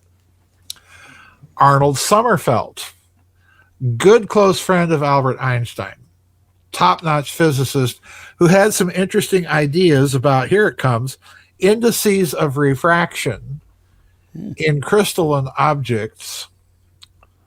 And, oh, by the way, there's another fellow involved in the Philadelphia experiment that pops up, oddly enough, in conjunction with arc welding facilities for the U.S. Navy, which is reporting, golly, we're trying to weld all this armor plate for our ships that we're producing in the middle of a war.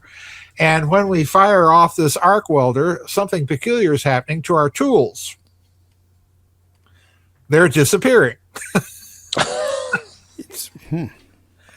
So who do they call to investigate this? Who? Thomas Townsend Brown.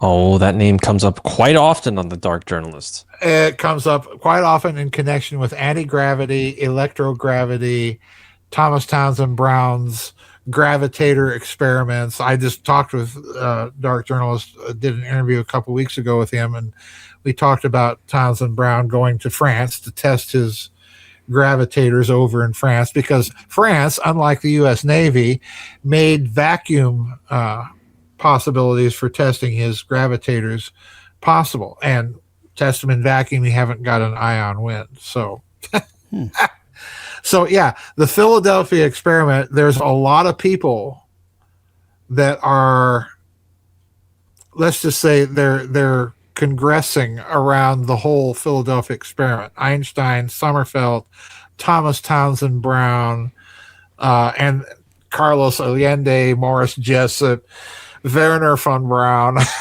This is quite an odd collection of people that you have.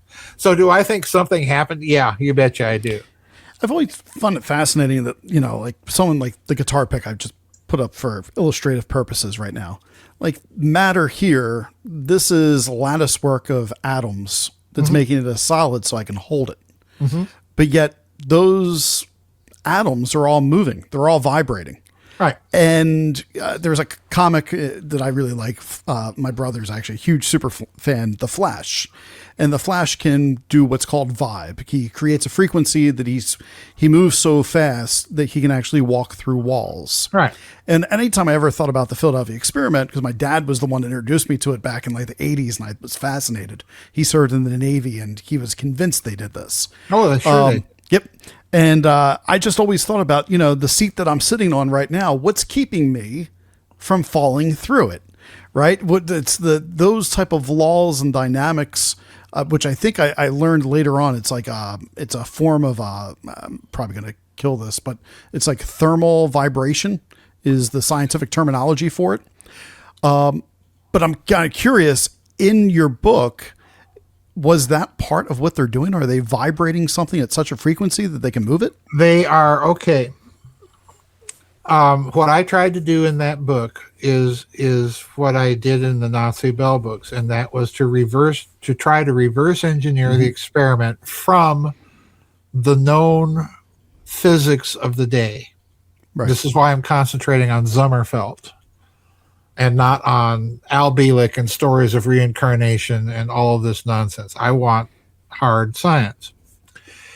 What they were doing was they were trying to create radar invisibility. We're getting ready to invade the continent of Europe, sure, and we've got a bunch of gigantic German cannons, staring at any fleet that's going to be invading. So good idea to have some radar invisibility here. So that's what they were trying to do. They were trying to create a literal radar invisibility using degaussing cables on a warship. The degaussing cables were those cables that they the British started putting them on their warships during the early part of the war, because the Germans were, laying magnetic mines all over the place. And these mines would literally be, magnetically attracted to the hulls of British ships, blow them up and sink them. So the British had to figure out a way to make their ships magnetically invisible to the mines.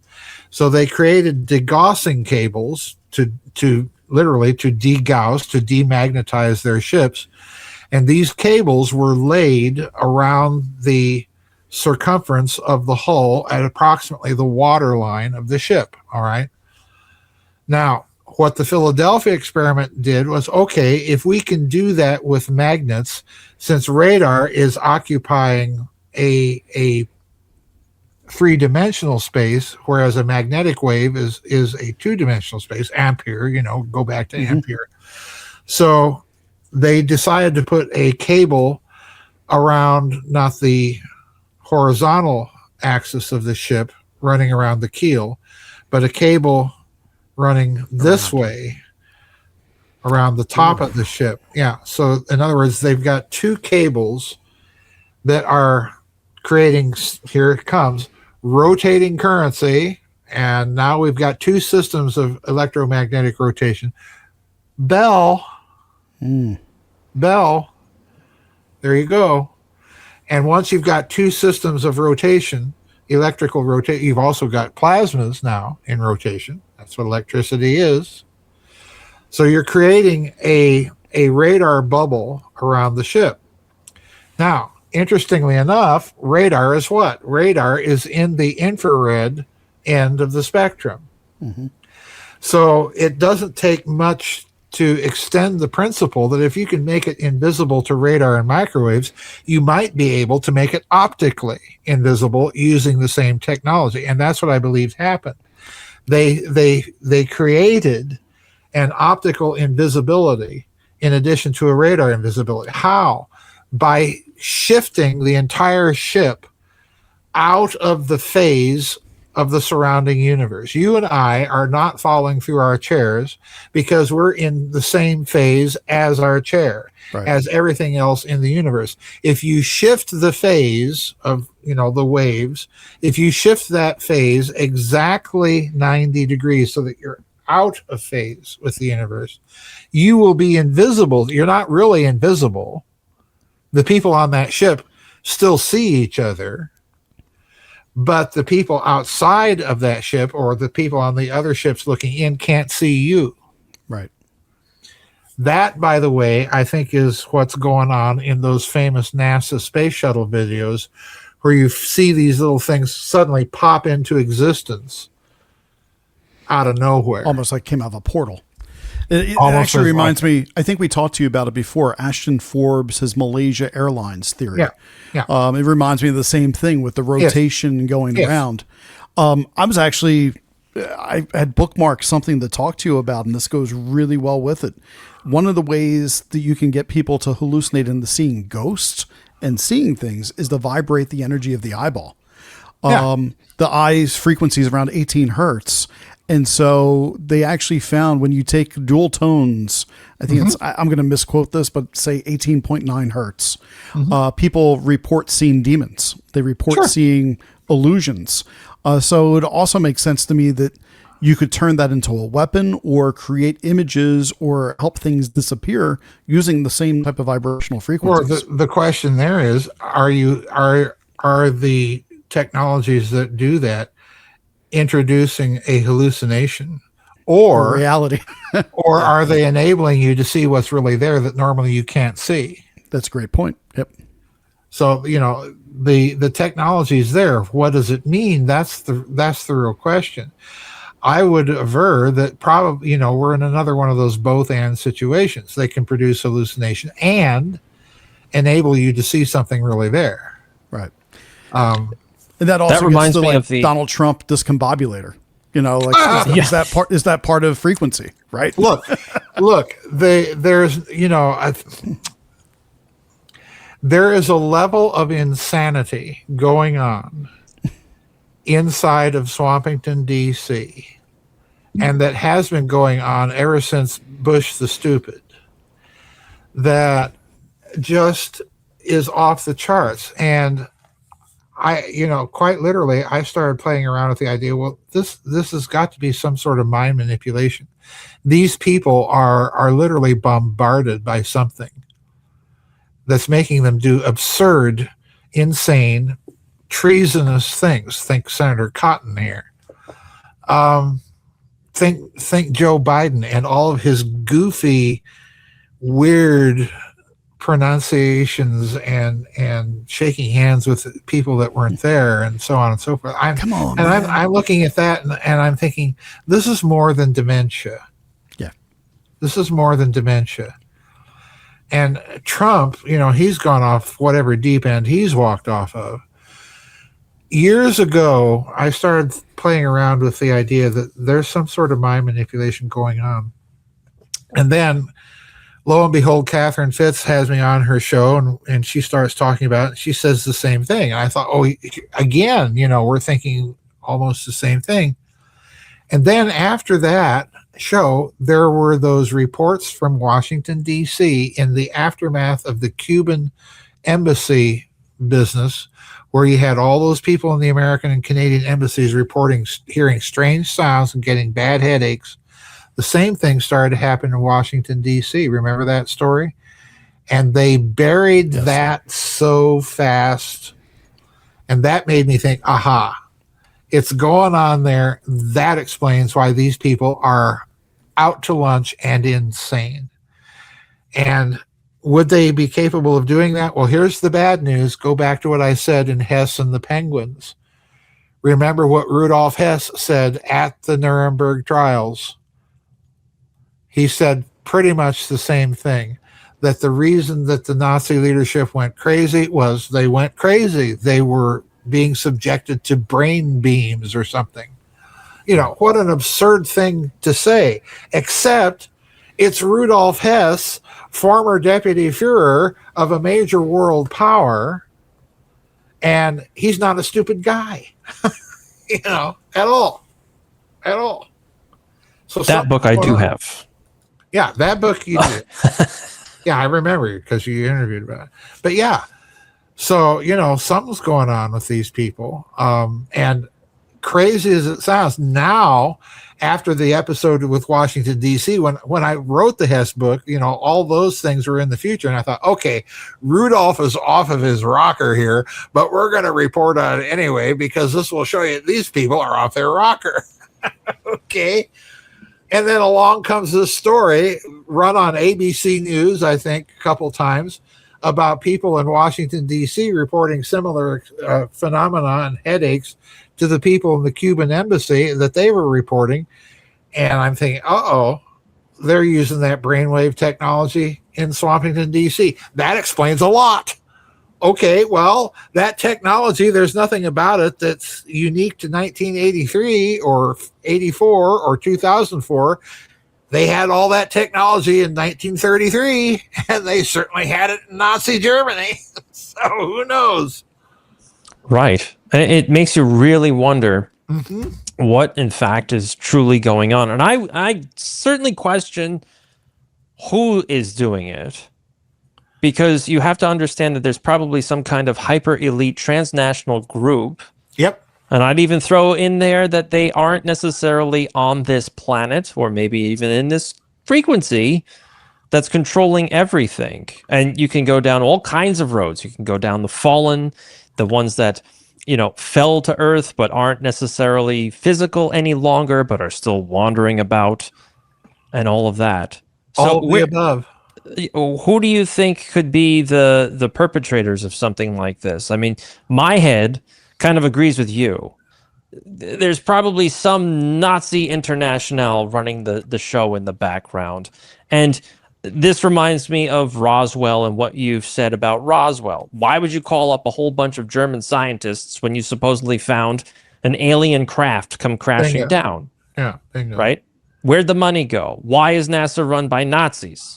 Why did they land on Hitler's birthday? On all the signs are there, right?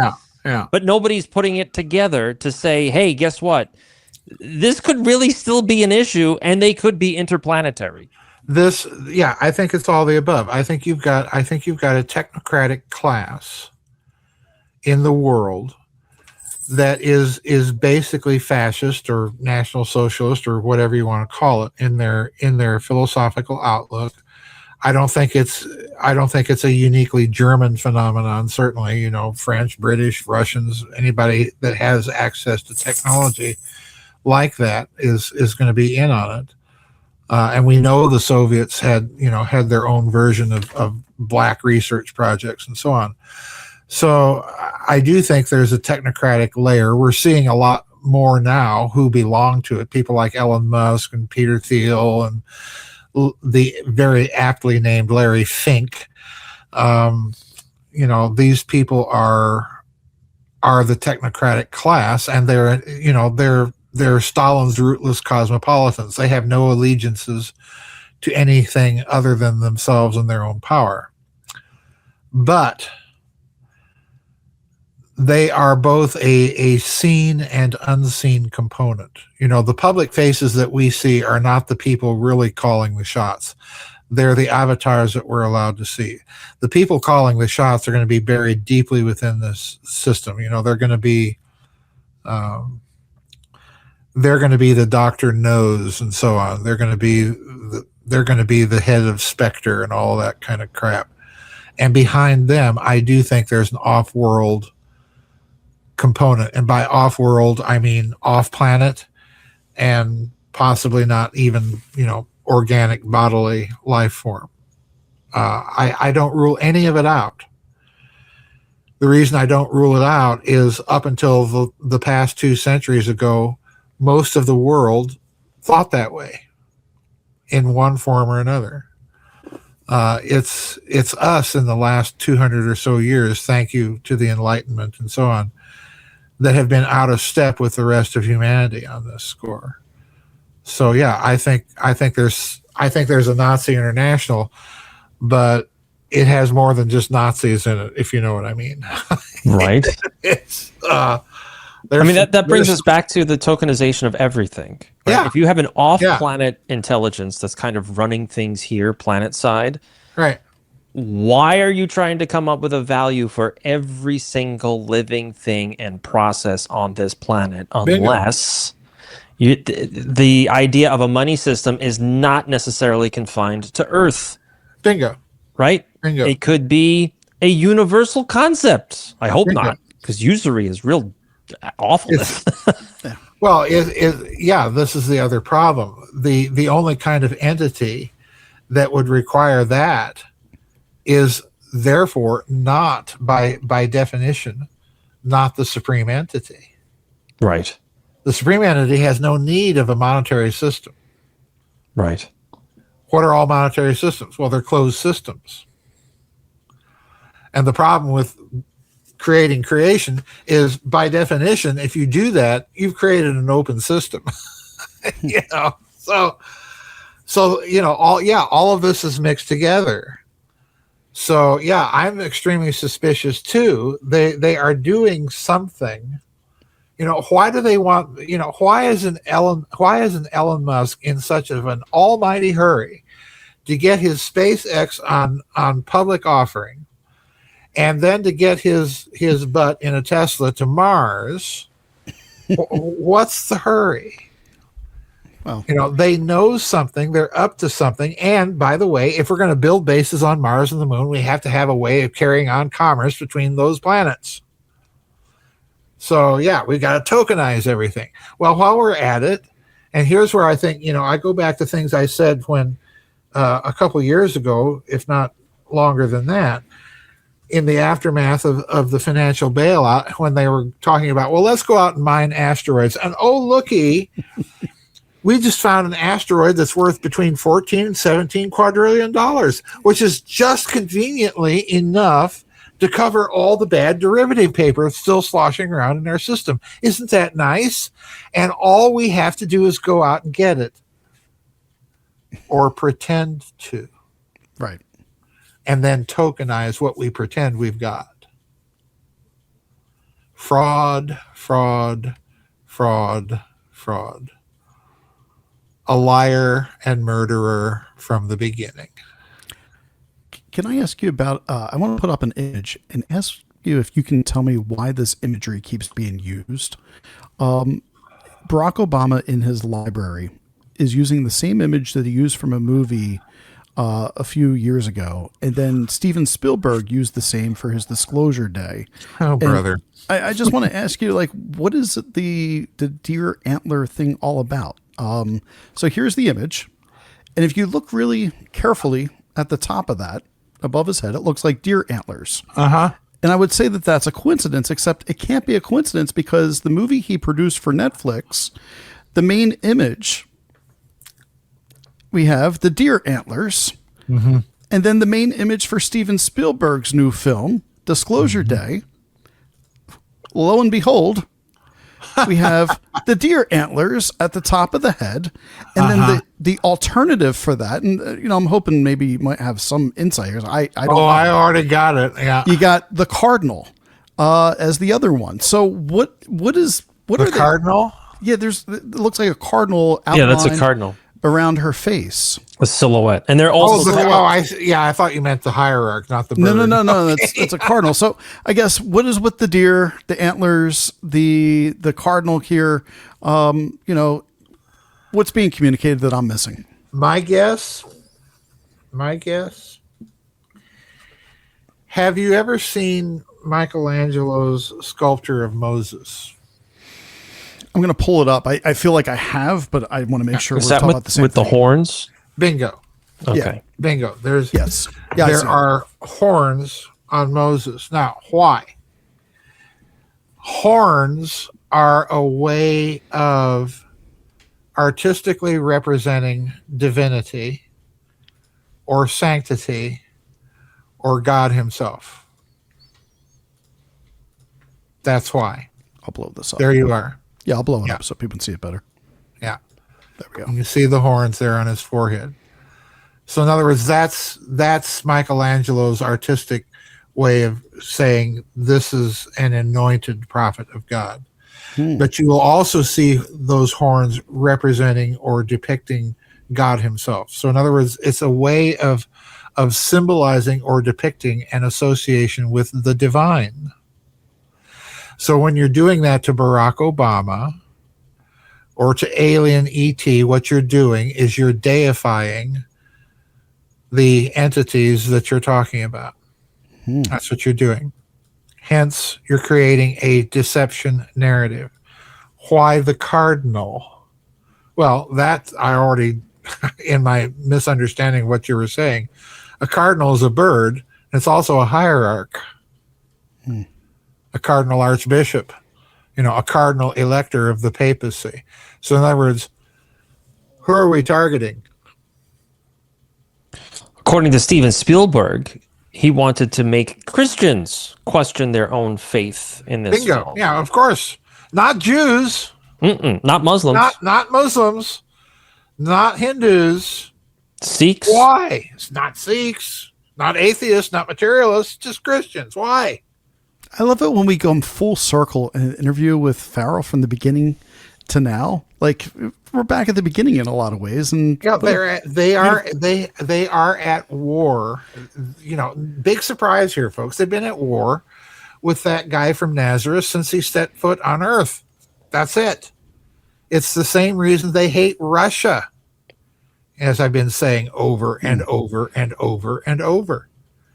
They do not. They cannot create their narrative when you have a massive tear right through the cosmos that they cannot get rid of. That's the important thing. They can't get rid of it. They can paper it over. They can dispute it. They can bury it in noise. But they have been unsuccessful in getting rid of that tear. That's their problem. Right. Simple. I've also been reading some articles that they're trying to, now they being, the collective they, whoever that might be, they're trying to create a schism between American Catholics and Roman Catholics.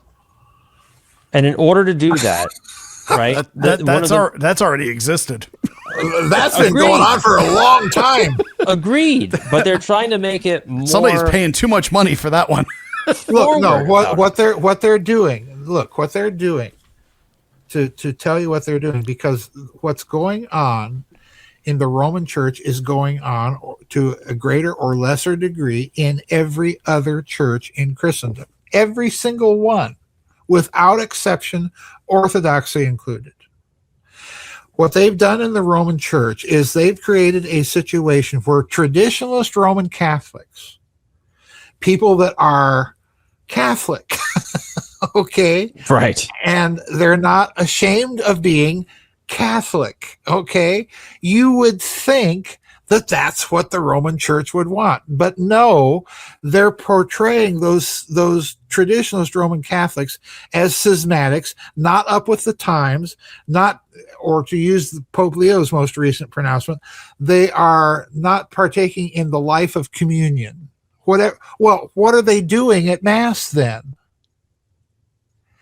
What they're really targeting, and they're using all the trappings of orthodoxy, is they're targeting orthodoxy, little o, itself, with those trappings of its authority. And the goal of that in every case, this is what we had in the Episcopal Church, back when I was in the Episcopal Church. They were using all the trappings of the authority of the church to drive revolutionary change into the church. And you were schismatic if you didn't accept them. That seems like they did a lot of that same angle in society itself. Yes. You must accept this minority or else. What they are doing is they're creating what I call the situation of the tragic choice, where you must choose between schism, which has always been considered a grievous sin in traditional Christianity, or you choose the sin of heresy, which is also a grievous. So in other words, if you're let's assume, Chris, you were ordained as a Roman Catholic priest in, let's say, 1955, and the bishop hands you, as part of the ordination ceremony, he anoints your hands with oil, okay? Mm-hmm. And then he hands you a chalice as conferring the authority to celebrate the sacrament of the Mass. And you subscribe an oath against modernism. And as part of your oath that you are swearing before God and the assembled congregation, you pledge on pain of automatic excommunication not to say any other Mass than has been delivered to you. And by the way, that's the Mass of Pius XII, known as the Tridentine Mass. All right? The so-called traditional Latin Mass. Right. All right. So in other words, to change the ritual and the doctrine behind it, you have to do it at the highest level, which is the papacy. Right. And when you do it, you are putting the papacy itself into conflict with itself in an earlier period of its history. So you are driving the tragic choice into your church and creating an epistemological crisis of faith at every level that you can. This process is absolutely part of the Gnostic techniques that have been around since 2nd century Gnosticism. And always the solution of the church has been the same. You have a duty-bound requirement to separate yourself from heresy, no matter what the official church says. Wow. That's part of your baptismal vow, because that faith is delivered to you to keep at baptism. And that's why at baptism, that's when the ancient church, if you were an adult, revealed the creed to you. That's almost Promethean. It is absolutely Promethean. Interesting. It is not up to the hierarchy alone to preserve the faith. That's what most modern Christians are forgetting. It's up to every single layman. And when your hierarch or your local priest isn't keeping that faith, you let them know you are not keeping the faith, and I am not having anything to do with you. Schism is not always schism from the body, because schism connotes the idea of a division, a cut. There can be cuts on the body as well as from it. And this is where, unfortunately, you can look at the Lutherans. They're going through the same dang thing with their liturgy, with their understanding of ministry. You can look at the Presbyterians. They're doing the same thing. The Baptists, even, not that I have much use for that religion, but even the Baptists are having these internal fights over what is and is not to be understood as traditional Christian doctrine. It's everywhere. And I guarantee you, to my Orthodox friends, think again if you think it's not present in the Orthodox Church, because it is. And it has been there for a long time. And the same things that are eating away for the same reasons that have been taught in the seminaries in the Western churches are going on right now in every single so-called canonical Orthodox jurisdiction, and quite a few non-canonical ones too.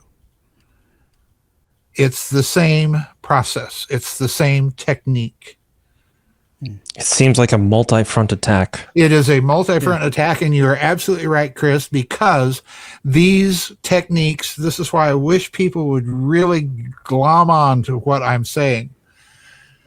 The techniques of Gnosticism are techniques of institutional subversion. They're not new with Karl Marx. The 2nd century Gnostics came up with them. And once you understand what they're up to, don't study the system, study the techniques of the system. And then you realize that they're not only being applied against the churches, they're being applied against the academy, they're being applied against governments, they're being applied at your local school board, they're being applied in your schools, everywhere. They are in an epistemological war with any sort of traditional society. That to me is mind-blowing. That is stunning. And what's really eye-opening for me is the notion of how every Christian, no matter what, has to have this Promethean gene inside of them. And it doesn't matter. And it doesn't matter if you're Roman Catholic or otherwise. And that also means that there's a light bringer element to all of this. Yes, absolutely, of course. So, my goodness. Look, Greg, well, go ahead. Do I have disagreements with a traditional Roman Catholic? Yeah, sure, of course I do. I'm Orthodox. They're Roman Catholic. Of course we disagree. But we are agreed on one thing that the modern liberal Orthodox or the modern liberal Roman Catholic are not agreed upon, and that is we are agreed upon the very idea of the existence of truth. Yes, 100%. 100%. The same thing with the Lutherans, the Presbyterians, the atheists, whatever they are. You can have a I carried on a conversation for 3 years with Father Malachi Martin, famous Roman Catholic priest. 3 years. And he knew what I was, and I knew what he was, and we got along just famously. Because we were agreed that there is such a thing as truth, and that it's under assault in our churches, and what do we do about it? I think we should start up another Inquisition. No, just get Torquemada. No, that ain't gonna work. It didn't work the first time. What happens when you do Inquisitions? You drive everybody you're trying to get rid of underground. Of course. And they adopt the deception tactics. Yes. Much better to have them in the open. Oh my God. We could turn that into a freedom of speech argument and what they're trying to do to the First Amendment and over in the EU and all of that. Well, Greg, we're almost at 2.5 hours. I'll let you have the final question because I've started it off. Well, first, and yes. Michaels, I highly recommend you read up about Father Martin. Definitely. After Vatican II, he became so disillusioned with the Roman Catholic Church, he asked them to take away his vows so he could live his life away. He also very, very interesting within the exorcism world. Oh, go ahead. Farrell. Well, yeah, he was an exorcist. He was also a Vatican spy.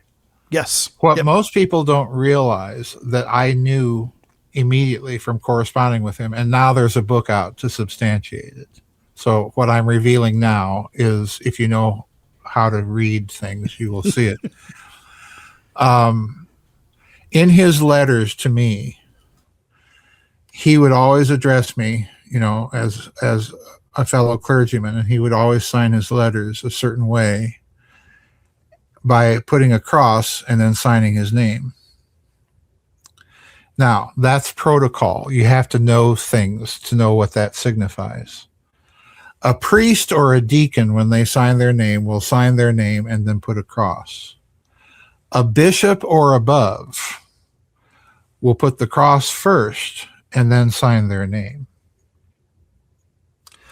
So Father Malachi was telling me I'm a bishop, and he was. He was made a bishop in pectore, in the breast by Paul VI, because Paul VI released him from his Jesuitical vows, but allowed him to continue to say the Mass, and in order to protect him, made him a bishop.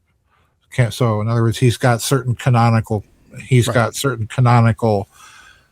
defenses that gives him that an ordinary clergyman would not have. It's very difficult to get rid of a bishop.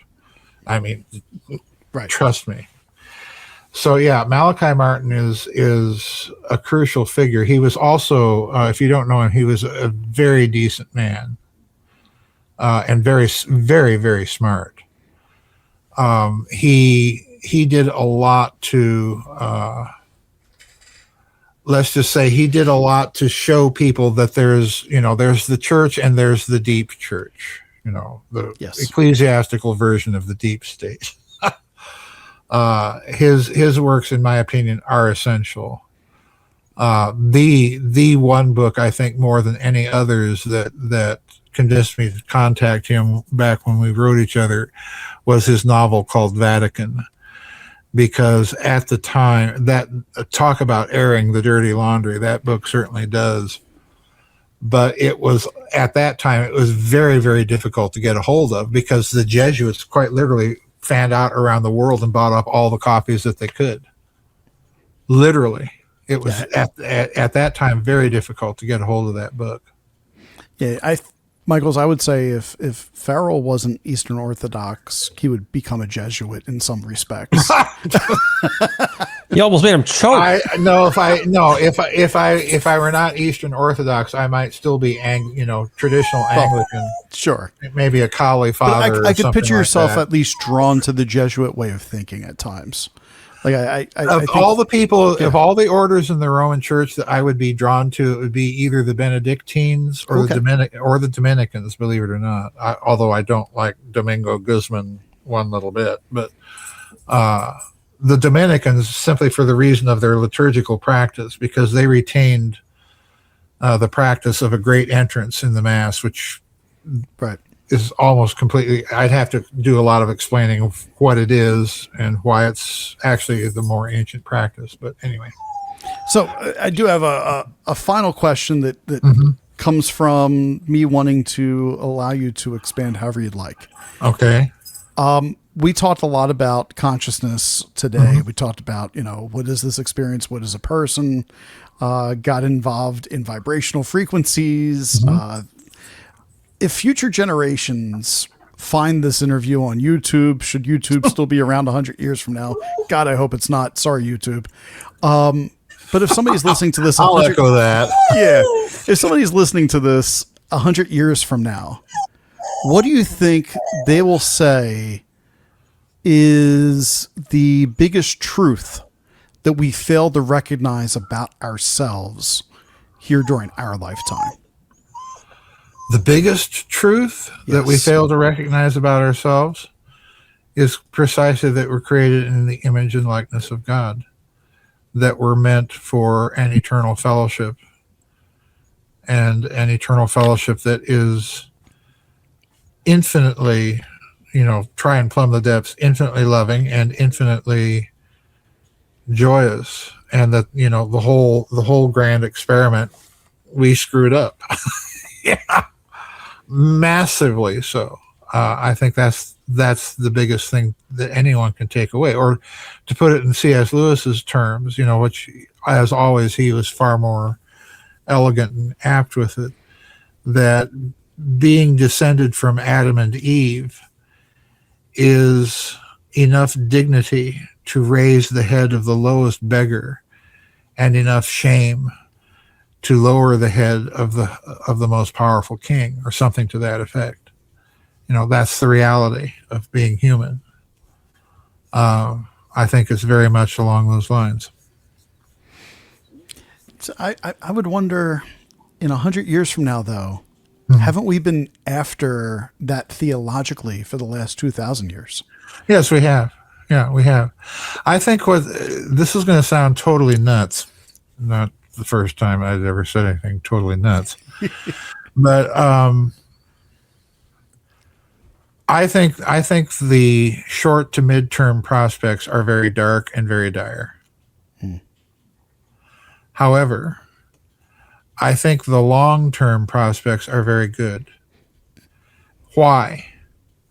Because to a scale unprecedented in human history, back when I was on the Bite Show with George Ann Hughes all the time, I used to constantly say that we're in one of those regular 500-year periods of history where everything changes and changes dramatically within the space of a few short years.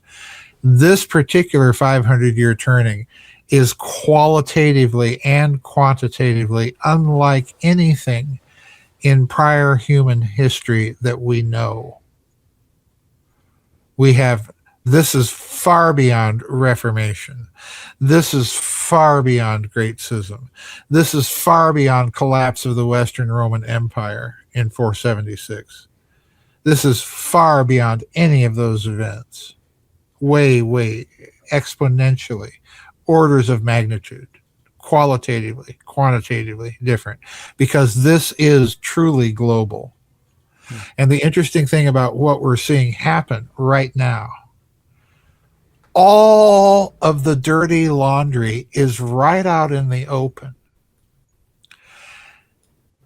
Watch what's happening. Our government is at a low. It's at its nadir in a mere 250 years. It's at such a low pitch, and it's because of all the stuff coming out. Now, I'm not saying that we're learning everything. We're not learning about the Kennedy assassination, but we all know by this point that he wasn't off by a lone nut firing an Italian carbine from World War II with a missile-line telescope. We all know that, okay? It's beyond, that's what I mean by no. All the dirty laundry is out in the open. No one buys it anymore, and you're watching something interesting happen in all the cultures around the world. And for the same, more or less the same reasons. People are choosing up sides. They're saying, I don't want to be identified with that. It might be angry people in the UK that are not wanting to identify with all the Muslim illegals that want to run around, cut off people's heads and claim victim status or whatever. You just are watching people aligning with pure evil, and you're watching people reject it. You're watching a great lining up of sides. And it's just, here's the bad news. It's just getting started. We're in the, well, do we call Mr. Lincoln's bluff and bombard Fort Sumter or not? We're in that stage right now. It's going to get much worse. Much worse. But at least take some confidence in the fact that things are breaking out into the open. It's almost as if they can't help themselves. I mean, look at BB Nutty Yehu. Oh, God. Why? Oh, just look at him.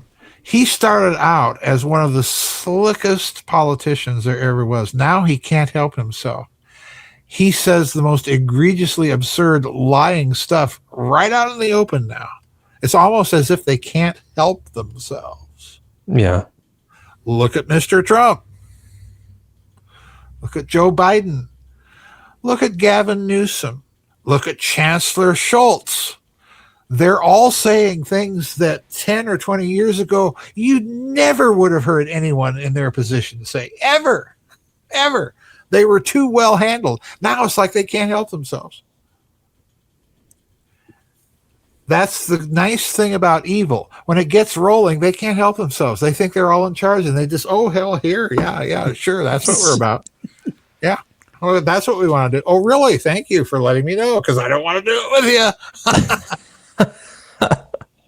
But it's true, though. At least we have this awareness. Yeah. And they literally, like you said, they can't help themselves. It's almost like a pride or a hubris that is just ingrained into their systems. Bingo. That just totally overwhelms the rest of their policies and their stealth. Now, one more question for you, Chris. If that's the case, turn the clock back to the late 1970s or early 1980s. Just a minute, little girl. Turn the clock back and ask yourself one question. How did Poland do it? You got me. How did they do it? Because they kicked off something that went all the way and unraveled the whole ball of wax from Warsaw to Moscow, with stops in Budapest and Bucharest along the way. What happened? How'd they do it? Worth studying. Now I got work to do. Did you write a book on it? I wrote a webinar on my website about it. Aha. All right. So now we have. Yep. Now we know where to go, Greg. Joseph, as we round this out, what are you working on next? Where can people find you? I'm working on that book that I've been plugging away at, trying to figure out how to make work, and I think I may have figured out how to make it work, but I never give out the subject or title of what I'm working on. All I will say is it's trying to fill in the middle part of the story. What story it's trying to fill in, I'm not going to say that either. It's the part of the story between my Civil War books and my Nazi deep state covert war books. This is going to be spicy. This is going to be spicy. Depends. It depends on if I can pull off the way I think I'm going to have to do it. So the other book I might be working on is, some people have asked me if I would do a series of theological essays or something, and then do it or not do it. I don't know. Because, people are constantly asking me to talk more about original sin and ancestral sin. And it might be a good idea, because Augustinism and Augustine are two different things here, folks, especially on that one.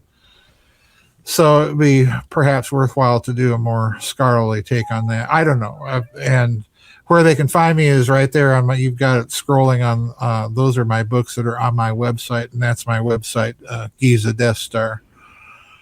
And we get together every Friday. We've got a vid chat coming up this Friday, and I've already got a couple of whopper doozy questions coming up for that too. I can't wait.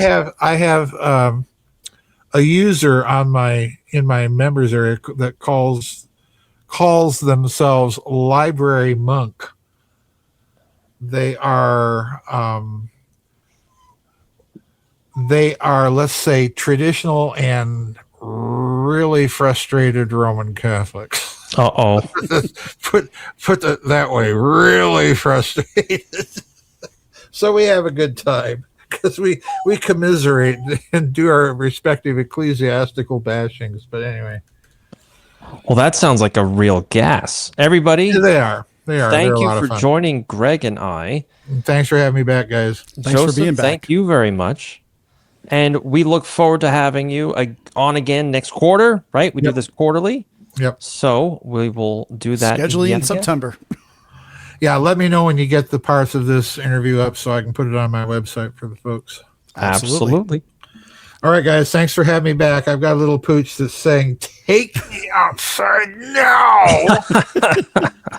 As always, been a pleasure, Joseph. Thank you. All right. Thanks, Greg. Bye-bye. See ya. Yeah, bye-bye.